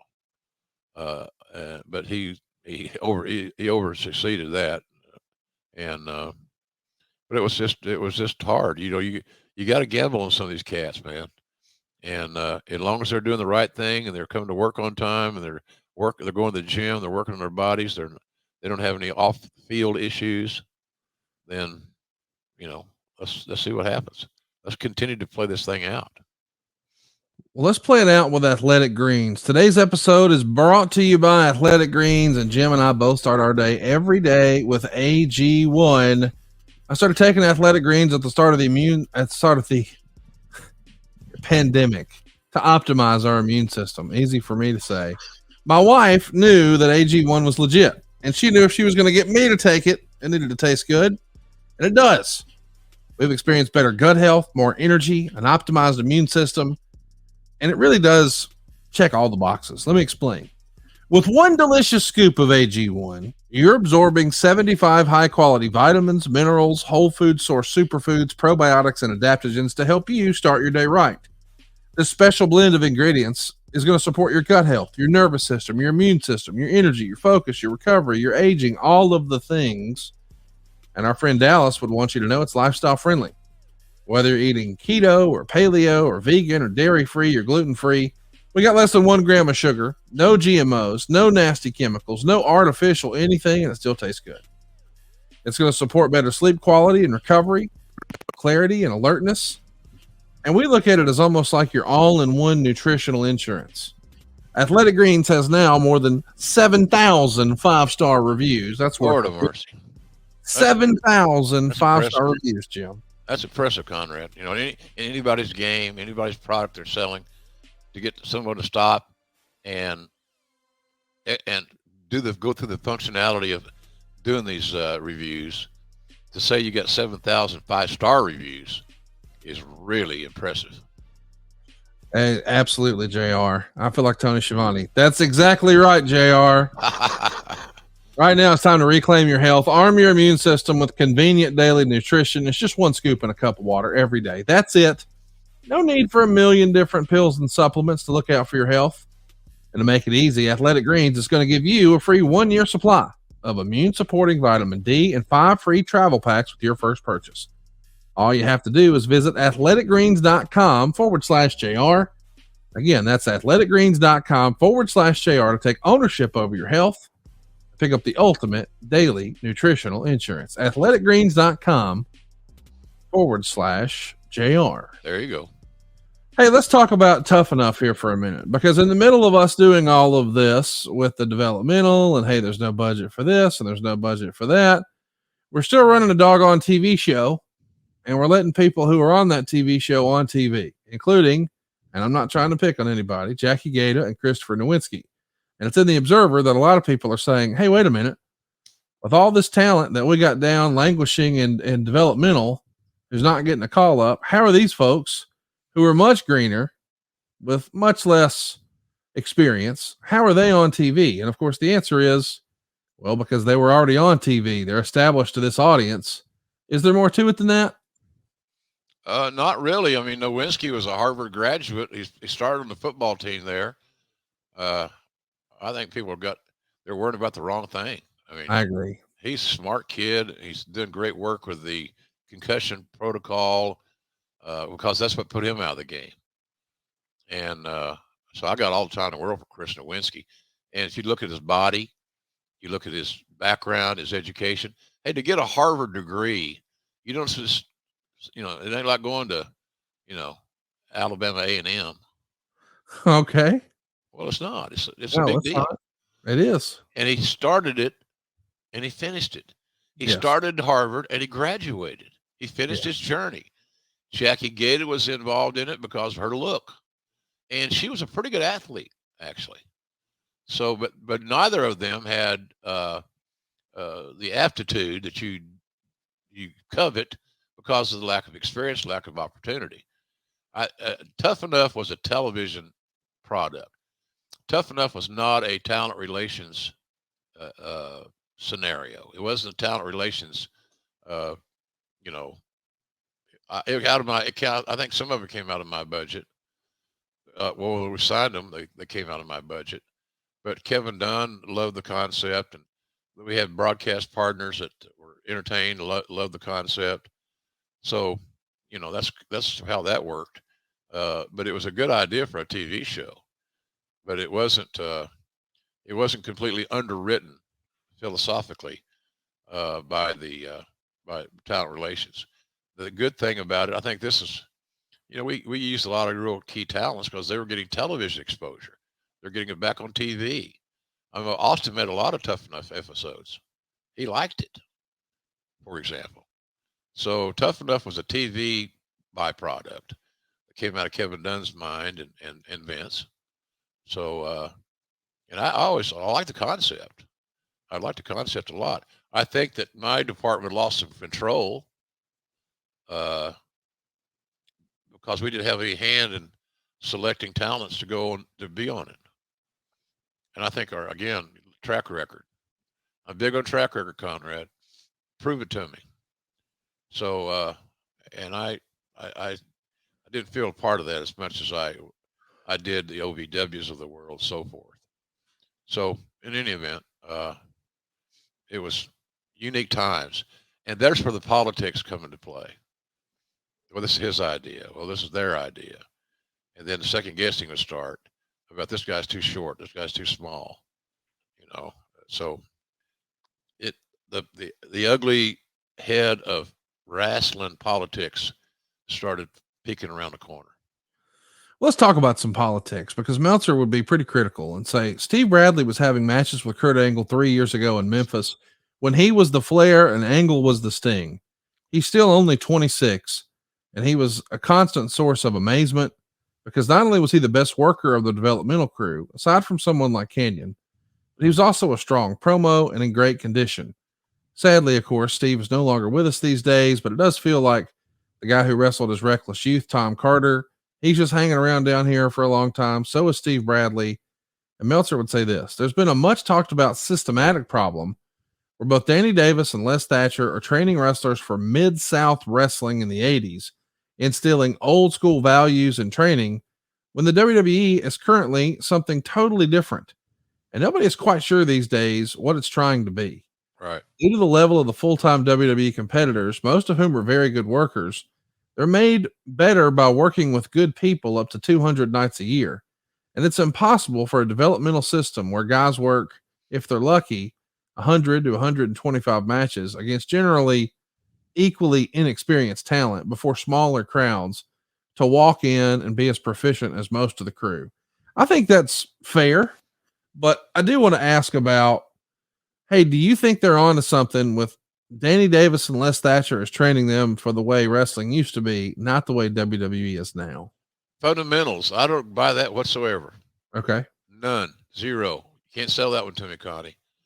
Fundamental soundness doesn't go out of style. I don't give a shit if it's Florida or in the 70s or Mid-South in the 80s or wherever. There's certain elements that are always in place, and that's essentially the art of storytelling. And the other things that are you come along with a prospect, the fact that they're working out hard, their body's getting looking better, all those things. So no, I don't buy that particular argument, but again, that's where the politics come in. Everybody's got an idea. Well, we don't need that guy. Right. Have you met him? You talked to him? Oh, no. Have you been around him whatsoever? Oh, no, I just don't look. Oh, so it's all about the look. You haven't peeled the onion back. You talked to this guy or this lady, whatever. So it was, I won't buy that one. Fundamental soundness does not go out of style. Let's talk a little bit about politics. It's written in the Observer here. Politics and paying dues create resentment, and it's a system that is getting more frustrated as economics collapse and new superstars are needed. And there are no top guys in other territories that have gotten stale and can be rated to create fresh top matchups. There's been infighting that the developmental territories aren't creating marketable stars. The counter is when the guys are brought in, they aren't given effective pushes and are doomed to fail. Oh. Now, we know we're going to overcome a lot of that, but a guy like Batista, he did come out carrying a collection box with Diva on it first. And well, some of these early presentations are not all that awesome. Now, then you get a guy like Brock Lesnar, and man, he's just off to the races right away. There's probably something too, if you present them as a star, they'll be a star, right, Jim? Yeah, if they got to believe they're going to be a star. They got to have the self-confidence that they got star quality. The company believes in me. I just got to continue the course and continue to get better with each and every workout. And that was always the concept. I always got a kick out of this guy's, they don't have anybody ready or this something. How do you get them ready without work? Right. Without practice?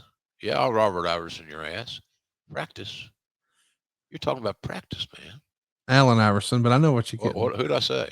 Robert Iverson, but I know who you're talking about. Oh, you knew Robert Iverson was one of the best high school players I ever saw for Tulsa. Allen Iverson did okay too. Oh, hell yeah. Pretty good point guard. And, he was also the top quarterback in the state that year in Virginia. So he was a hell of an athlete, to say the least. We had guys that were getting ready, but they had to get ready. And they weren't. Take some time. Nobody's got patience.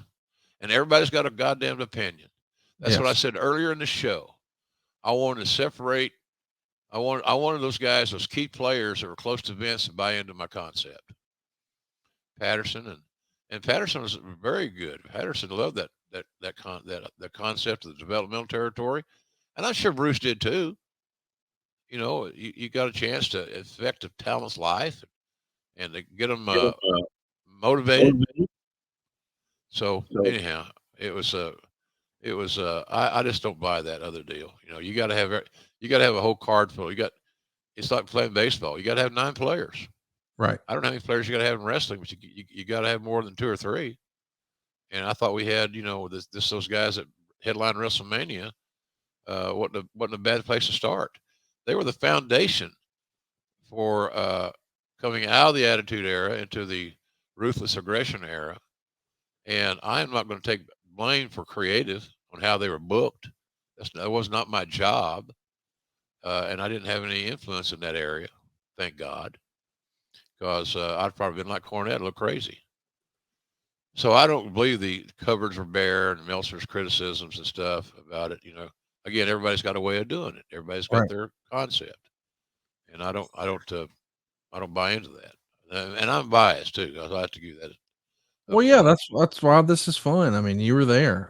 Meltzer would give some props and say Thatcher in particular had a tough job.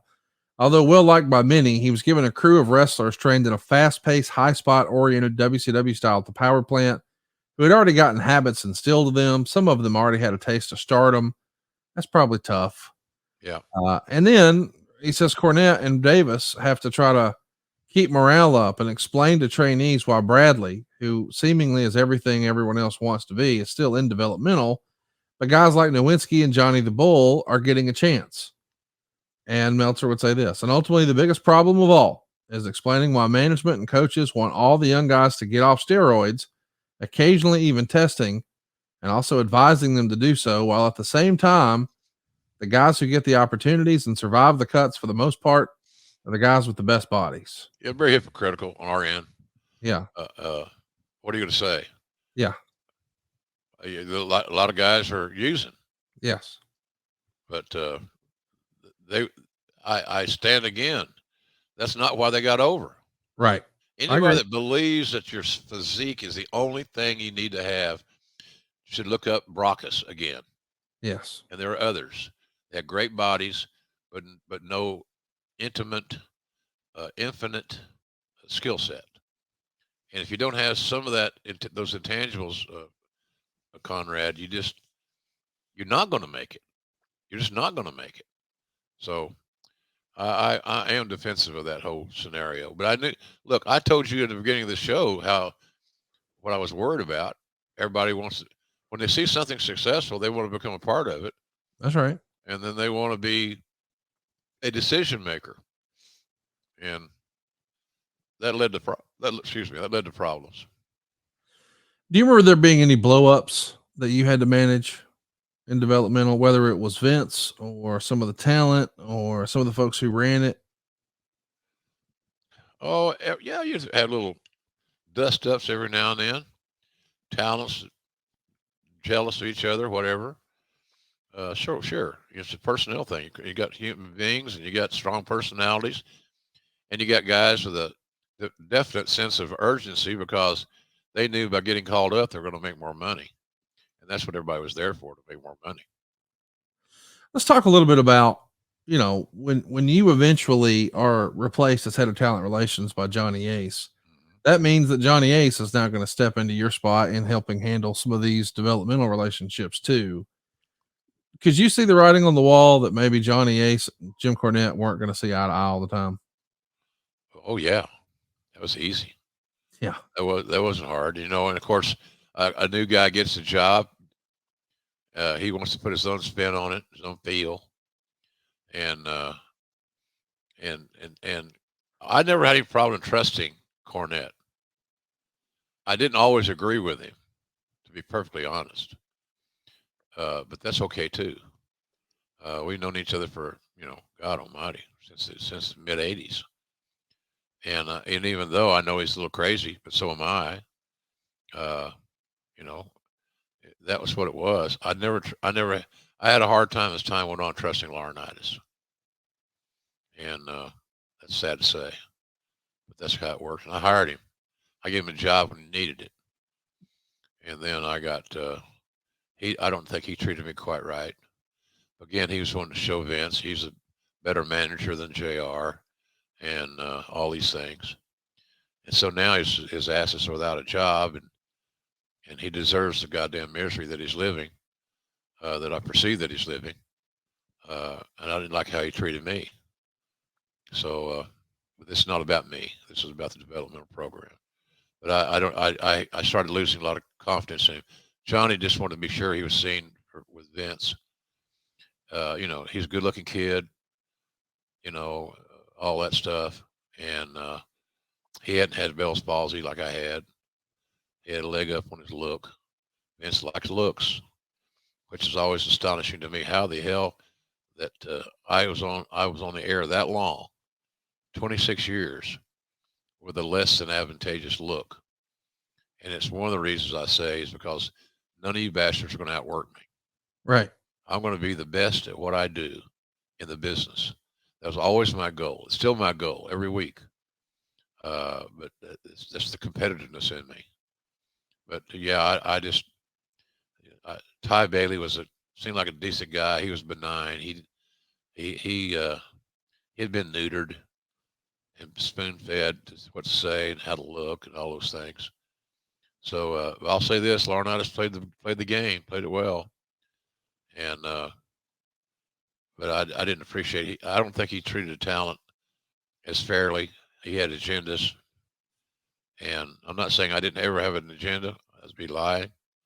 But I didn't have as many as he did, in my opinion. So it was just again politics, man. Politics. Help me understand when you say he had agendas. What does that mean? Well, he had an agenda that he wanted. He's going to placate Vince. Yeah. I wanted to placate Vince too. So I'm not saying I was different. I just handled it differently. Right. I made decisions without Vince's. I didn't have to get in a situation where I'm going to have to okay everything get everything okayed through the old man. He trusted me. I don't know that Vince ever really truly trusted Laurinaitis, and we've kind of seen how that relationship has worked out and evolved. I don't want to be in that position. Uh, it's not unhealthy for relationships, families, the company, and so you see how it ended. Kind of ended the way many of us thought it might. So that's what I'm saying.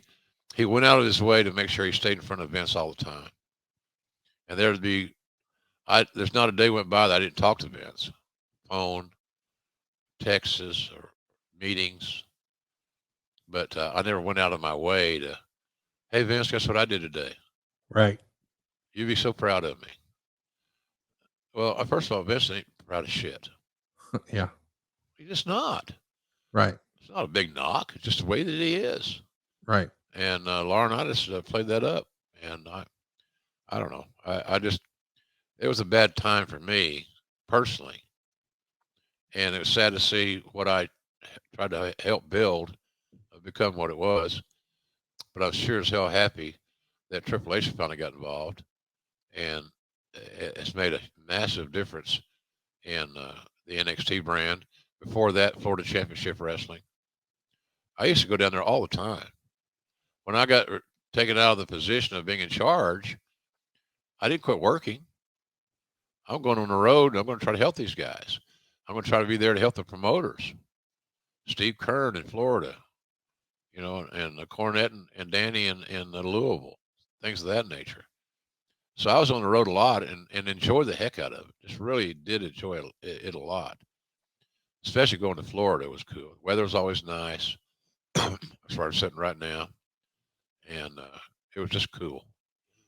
I didn't lose touch with my creation. Let's talk a little bit about somebody who maybe is going to lose their cool. There's a pretty famous story down in OVW when they're trying to get over and establish this boogeyman character, and Cornette still has his hands around OVW. He wants his hands around Santino Marella's neck. It blows up, and Cornette blows his stack when Santino maybe doesn't sell the boogeyman as well as he should. And allegedly, it results in Cornette slapping him. When that word gets back to Stamford, I think Cornette's maybe going to get his hand slapped a little bit. What do you remember about that? His days were numbered. Yeah. You can't do it. He took the bat out of my hands. And of course, I'd already been replaced. So, unfortunate. Should never have happened. I don't know that Santino knew how to sell or what he was supposed to sell. Right. I saw he came to one of the AEW shows. Maybe it was in Toronto. Probably was. Here a while back, and we laughed about that moment. Cornette's lucky he didn't get killed. Cornette's lucky that Santino didn't beat the shit out of him, because he could have. And it could have been very, very ugly, quite honestly. But in any event, that should never have happened. It makes the decision maker defenseless. Right. So, yeah, what can you say? Yeah, I really, like I said, there's so many aspects of Cornette's knowledge and stuff that I pulled from, and I utilized. He's really gifted in that area, but his temper, and over the years, it seems like it's maybe gotten worse. I'm not sure, but I don't, it's just sad how these things happen. We didn't need him slapping talent, Right. and but he made a mistake. There's a lot of changes that go on once you leave. Deep South Wrestling, Jody Hamilton, that becomes one of them. Mike Bucci gets involved. Eventually, that too closes. Florida Championship Wrestling starts up in 2007. At the time, it's run by Steve Kern. And of course, eventually that's going to become NXT. But the OVW thing comes to an end in 2008. Meltzer would have this to say. Johnny Laurinaitis made it official on February 7th. The WWE was cutting all ties with Ohio Valley Wrestling. The decision was expected. WWE has clearly lost interest in the territory, with almost all the new signees being sent to Florida. The feeling was that with much of the talent and management living in the Tampa area, it was better for a developmental group to run there. In addition, with the money WWE had spent in getting the FCW territory off the ground, they needed to corporately justify it by having it as the home for all of the developmental talent. Sometime back, WWE sent a press release out saying they expected a new Florida Championship Wrestling promotion to have 70 wrestlers under contract, and from that point on, it appeared as if OVW's days were numbered. So eventually, we do know it becomes FCW and then eventually NXT. But at least at first, it's written here that OVW at first was pretty significant priority when the company, since it was essentially Ross's pet project. They would send top stars down there every few weeks to help train the young wrestlers and work the TV shows and big shows. Even Steve Austin, Undertaker, Kane, and Mick Foley worked some of the bigger shows. You think Austin and Kane and Undertaker went down there because their loyalty to Johnny Laurinaitis? They did not. Shit, no. They went down there because they truly enjoyed working with the young guys. We took good care of them payoff wise for their time there, and it created some working capital for the promotion. That's why they were there, and it worked out very well. So, when an Undertaker walks into your gym, so to speak, everybody's going to look, pay attention. Same way with Steve. They are at a level, or they were at a level that everybody should be aspiring to be as well. And that's what the guys were looked up. They listened. So it was I thought that was a smart booking. I thought that worked out real well. And those guys knew it meant a lot to me, and they knew I was going to take care of them on their payday, which is still the bottom line, as old Stone Cold would say. So yeah, it was, but we got so many cooks in the kitchen, Conrad. Yes. Sometimes that just don't work. Too many personalities. Everybody wants credit. Everybody wants to look at me, look what I did, all those things. And it got to be where it wasn't as much fun. Let's also mention that even though Austin and Undertaker and Foley and Kane, and they all came through OVW, Triple H never did. Meltzer had this to say. There were always people critical of it, talking about OVW, and it survived numerous times when it would have been axed. Sometimes Vince would lose his cool over something and decide to shut down all of developmental, but then be talked out of it because the independents, which focus on smaller guys in a completely different style, weren't developing talent that would do what WWE wanted. Triple H was a heavy critic of the program, even during its heyday, because much of the talent would come in, and it was just a huge step from working before 300 people and now 10,000 people.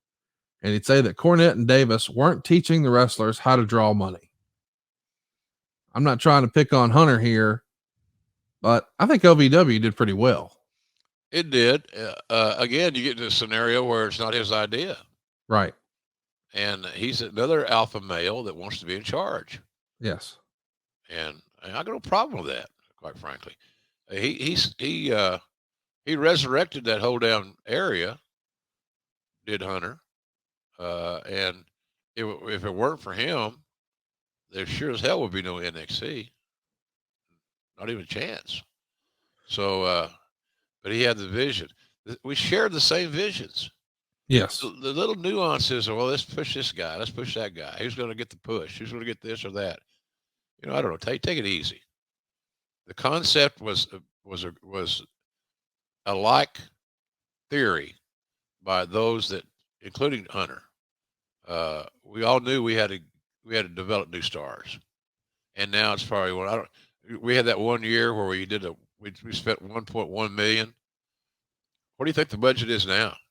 That's a lot more than that. Damn right it is. They got talents making that much money. One Yes. talent. So figure that out. It's a good deal. That's how you attract good people. You bring them in, qualify them, and you train them up. And I have great admiration for what Hunter's done in the developmental. It's a, I think that's, we talked about earlier in the show about, William Regal. William Regal is a huge proponent of the developmental area, and he had a lot to say, a lot to do with the success of NXT. So a lot of people that I respected and I liked, I enjoyed working with, were on the same page as I was. We just took different routes to get to our destination, and that's not a downer. That's not a negative. It's just a different philosophy. So that's kind of where I see that deal. I got over the fact that just because somebody disagrees with you doesn't make them totally wrong or you totally right or whatever. It just doesn't. So Hunter's done a fabulous job of keeping that brand afloat and building it and developing it. And there's a lot of those young talents I see on TV occasionally that I enjoy, but they're spot guys. A lot of them are spot guys. But then there's a good uh, group down there that aren't. Right. They're good workers. I remember going to I can't remember what they call their show when they did when they did their showcases. Takeover. Yeah. I sat on the front row with little Jan and I when Finn Balor made his debut. And I'm thinking, gee, this son of a bitch is ready to go right now. Yes.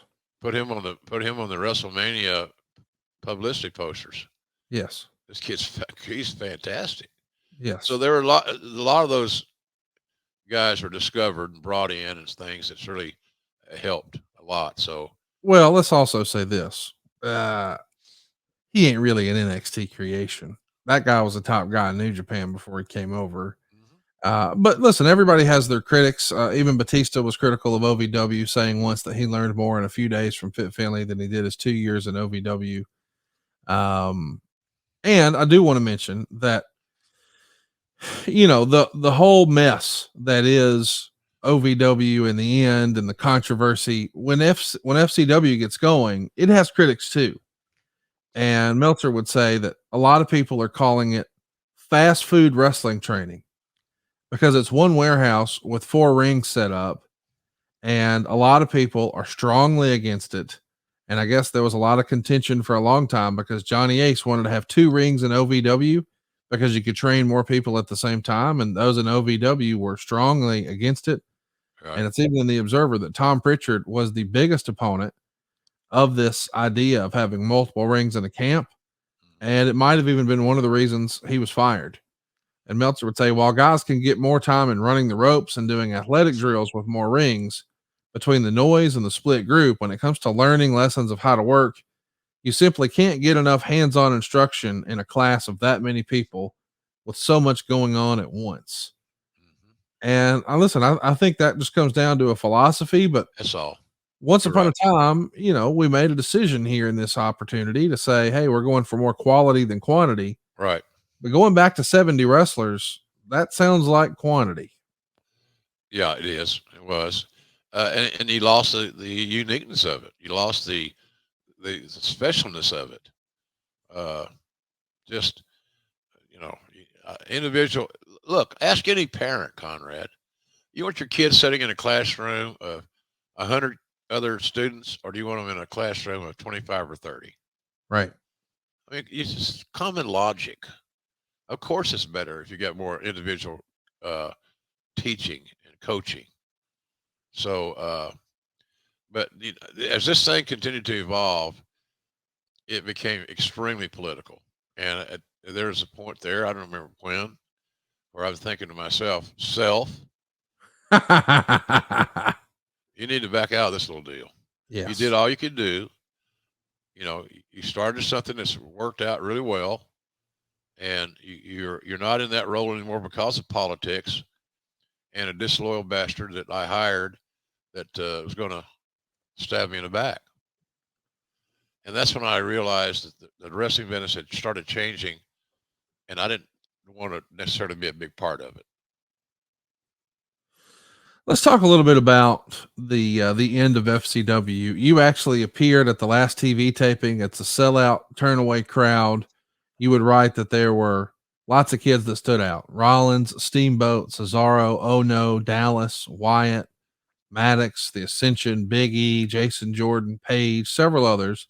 You talked about how you loved the Dean Ambrose and William Regal stuff, that Yeah, shockingly real physical conclusion. And yeah, of course, after that, we transition into NXT and we see the likes of Seth Rollins and Cesaro and Bray Wyatt and Page. And I mean, it's phenomenal what they put together in NXT. Of course, the Performance Center officially opens in Orlando, not Tampa, but Orlando right. on July 11th, 2013. And they've never really looked back. And that looks like what we're looking at if you're watching on YouTube or over on adfreeshows.com, like the progression of the power plant. Is that the way you kind of looked at it? Yeah, exactly. Yeah, look, it had a power plant feel to it to me. Yes. And I'm not saying that's wrong, but I was never overwhelmed with the success out of the WCW power plant. Right. I thought we trumped them in that particular little competition, if there was such a thing. I'd agree. So, yeah, it was, but it just got too much bullshit. You know, my cousin wants a job. I got this friend. I met him at the gym, or whatever. You think the roster got too big? Yeah, Yeah. and hiring the wrong people.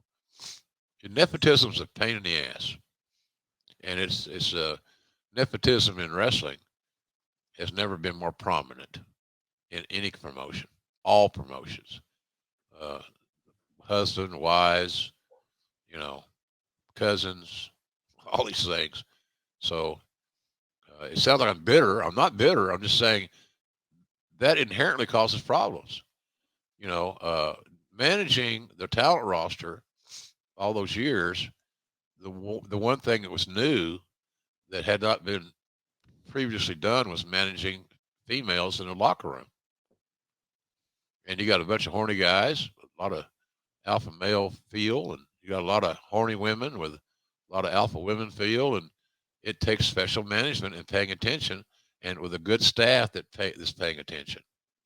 Uh, so it was hard. It was hard, Connie, to separate some of that stuff. But yeah, I remember going and doing that. I remember calling that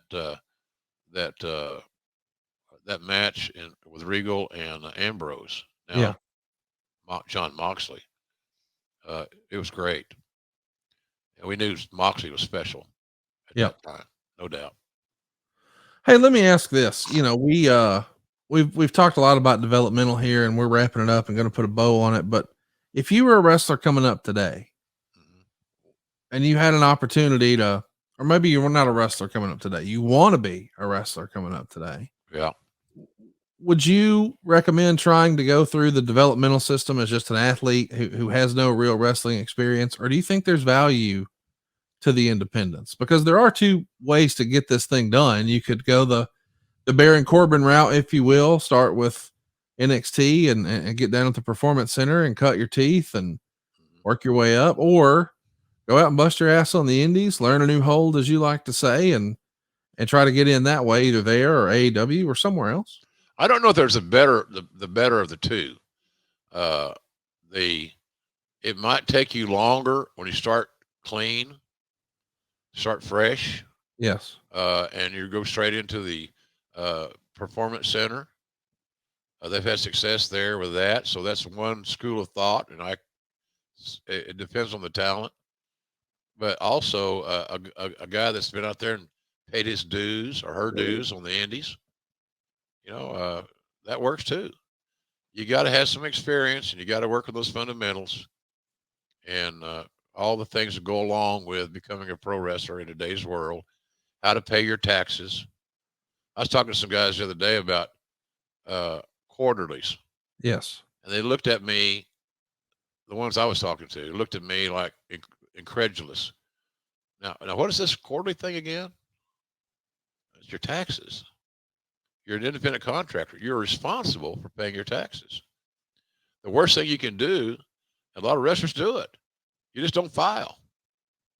And man, that goes against my grain. You got to file because you're going to get a little bit more leniency and you're going to get a little bit more cooperation from the IRS if you file. And if you don't have the money to pay your taxes, it doesn't mean you shouldn't file. So things like that, that are more prominent and should be addressed. And, but yeah, both those ways work. Usually, and I know it's old cliche, Connie, the cream will normally find its way to the top. That's right. Stay with it, hang with it, have a good attitude, work every day to improve yourself, whether you're working out, your nutrition, whatever it may be. And if you're doing those things, you're doing just about as much as you can do. Hard work conquers all.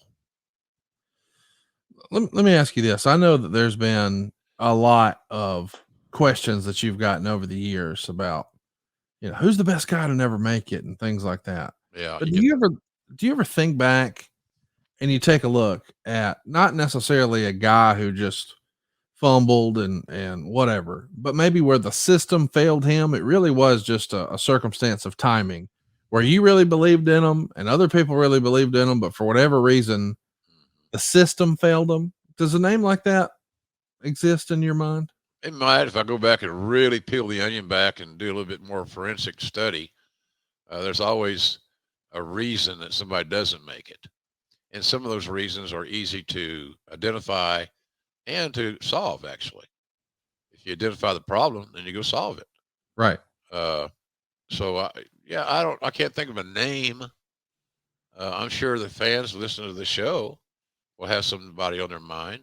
Well, here's the thing about fans, and I speak as a fan. I know who I think, oh man, that guy could have been a star, but I don't know the circumstance enough behind the scenes to know why that didn't happen. And sometimes, okay, yes, it is on the talent, but sometimes I do think, hey man, the system's just broken and it failed that guy. And I think we saw that when, for instance, Hunter took over. One of the first things he did is he went out and hired back a lot of the folks who had been sent away. And there's been a lot of debate about, should he have hired this guy or that guy or what have you, but Right. he certainly believed in him, but maybe somebody else didn't. Right. And that sounds like it was almost well, are you a this guy or are you a that guy? And so when someone thinks you're a loyalist to this talent or that talent, to go back in a different circumstance, you could probably argue that Dr. Death, maybe a lot of people thought, well, that's JR's boy. Oh, so yeah. he came in with a bullseye on him. That's not really his fault. He didn't do anything wrong, right? No, nothing. And nobody confronted him about it either. That's the irony.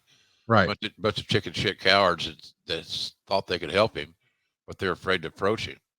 He's a sweetheart. He was a sweetheart of a guy. I was hoping to get that one run out of him. I wanted Dr. Death versus Stone Cold somewhere down the road. And getting Doc ready would have been a fresh match. It could have been really good, I think. But, it just didn't work out that way. That stupid fucking brawl for it all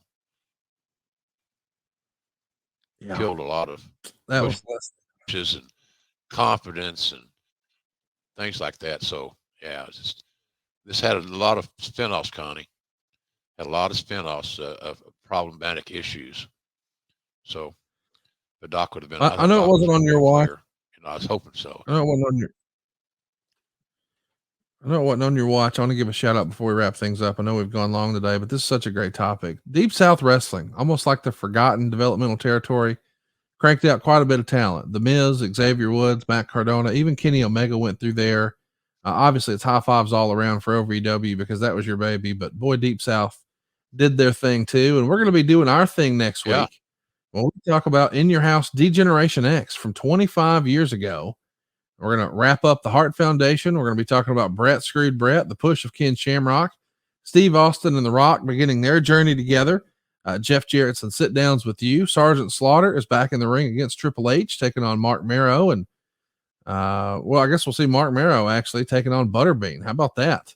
If you'd like to ask some questions about that show, it's easy to participate. Just ask us a question on social media. It's at JR Grilling on Twitter and Instagram. That's at JR Grilling on Twitter and Instagram. Grilling JR on Facebook. Jim is all sorts of active on Instagram and Twitter. He is at JR's BBQ on Twitter, at Jim Ross BBQ on Instagram. I am at Hey, it's Conrad. And we hope you guys are digging what we're doing. If you think we've earned it, throw us a like, hit that subscribe button, throw us a 5-star review if you think we're worth it. And by all means, recommend to your friends who are maybe wanting to check out Jim Ross and his podcast. Check us out on YouTube. It's a little bite-sized opportunity. Sometimes these shows go over 2 hours. I get it. So introduce them to us on YouTube. It's Grilling JR on YouTube.com. You'll want to hit the like button, hit the subscribe button, turn on your notifications. That's Grilling JR on YouTube. Of course, this time of year, the perfect stocking stuffer is jrsbbq.com. They got something for everybody at jrsbbq.com. They're even running flash sales all the time. You don't want to miss it. Go ahead and check it out right now, jrsbbq.com. You see all the different offerings there, including the brand new JR's Red Ass Hot Sauce. Now that right there is going to get everybody talking. My old pal, doodoo-trucking.com, Jeff Jewett, he just got his hot sauce. Absolutely loves it. You can check out the Main Event mustard. Check out the Chipotle ketchup. 2 types of barbecue sauce, both original and hot. But maybe my favorite of all the offerings is that seasoning. You just can't beat it. It's the all-purpose seasoning, and when we say all-purpose, we mean it. It tastes good on everything. Use it on all your protein. Use it on your fish, your chicken, your steak, your eggs. I've even used it on popcorn. Seriously, it's fantastic. Can't miss. It's JR's all-purpose seasoning. Get all of this and even some gift opportunities and some sales at jrsbbq.com. That's the best way to support the show, jrsbbq.com.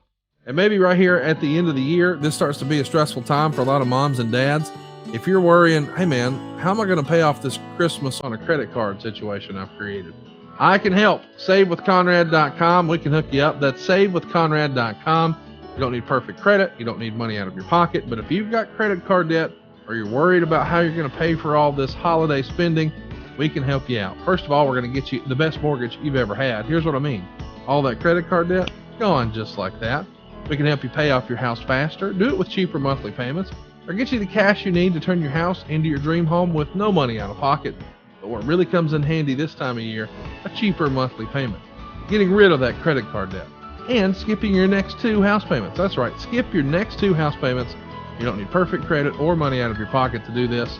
Maybe if you're a renter and you're thinking, I don't know, did I miss my chance to buy a house? No, now's the time to buy a house. This time a year ago, you had to compete with 100 different shoppers.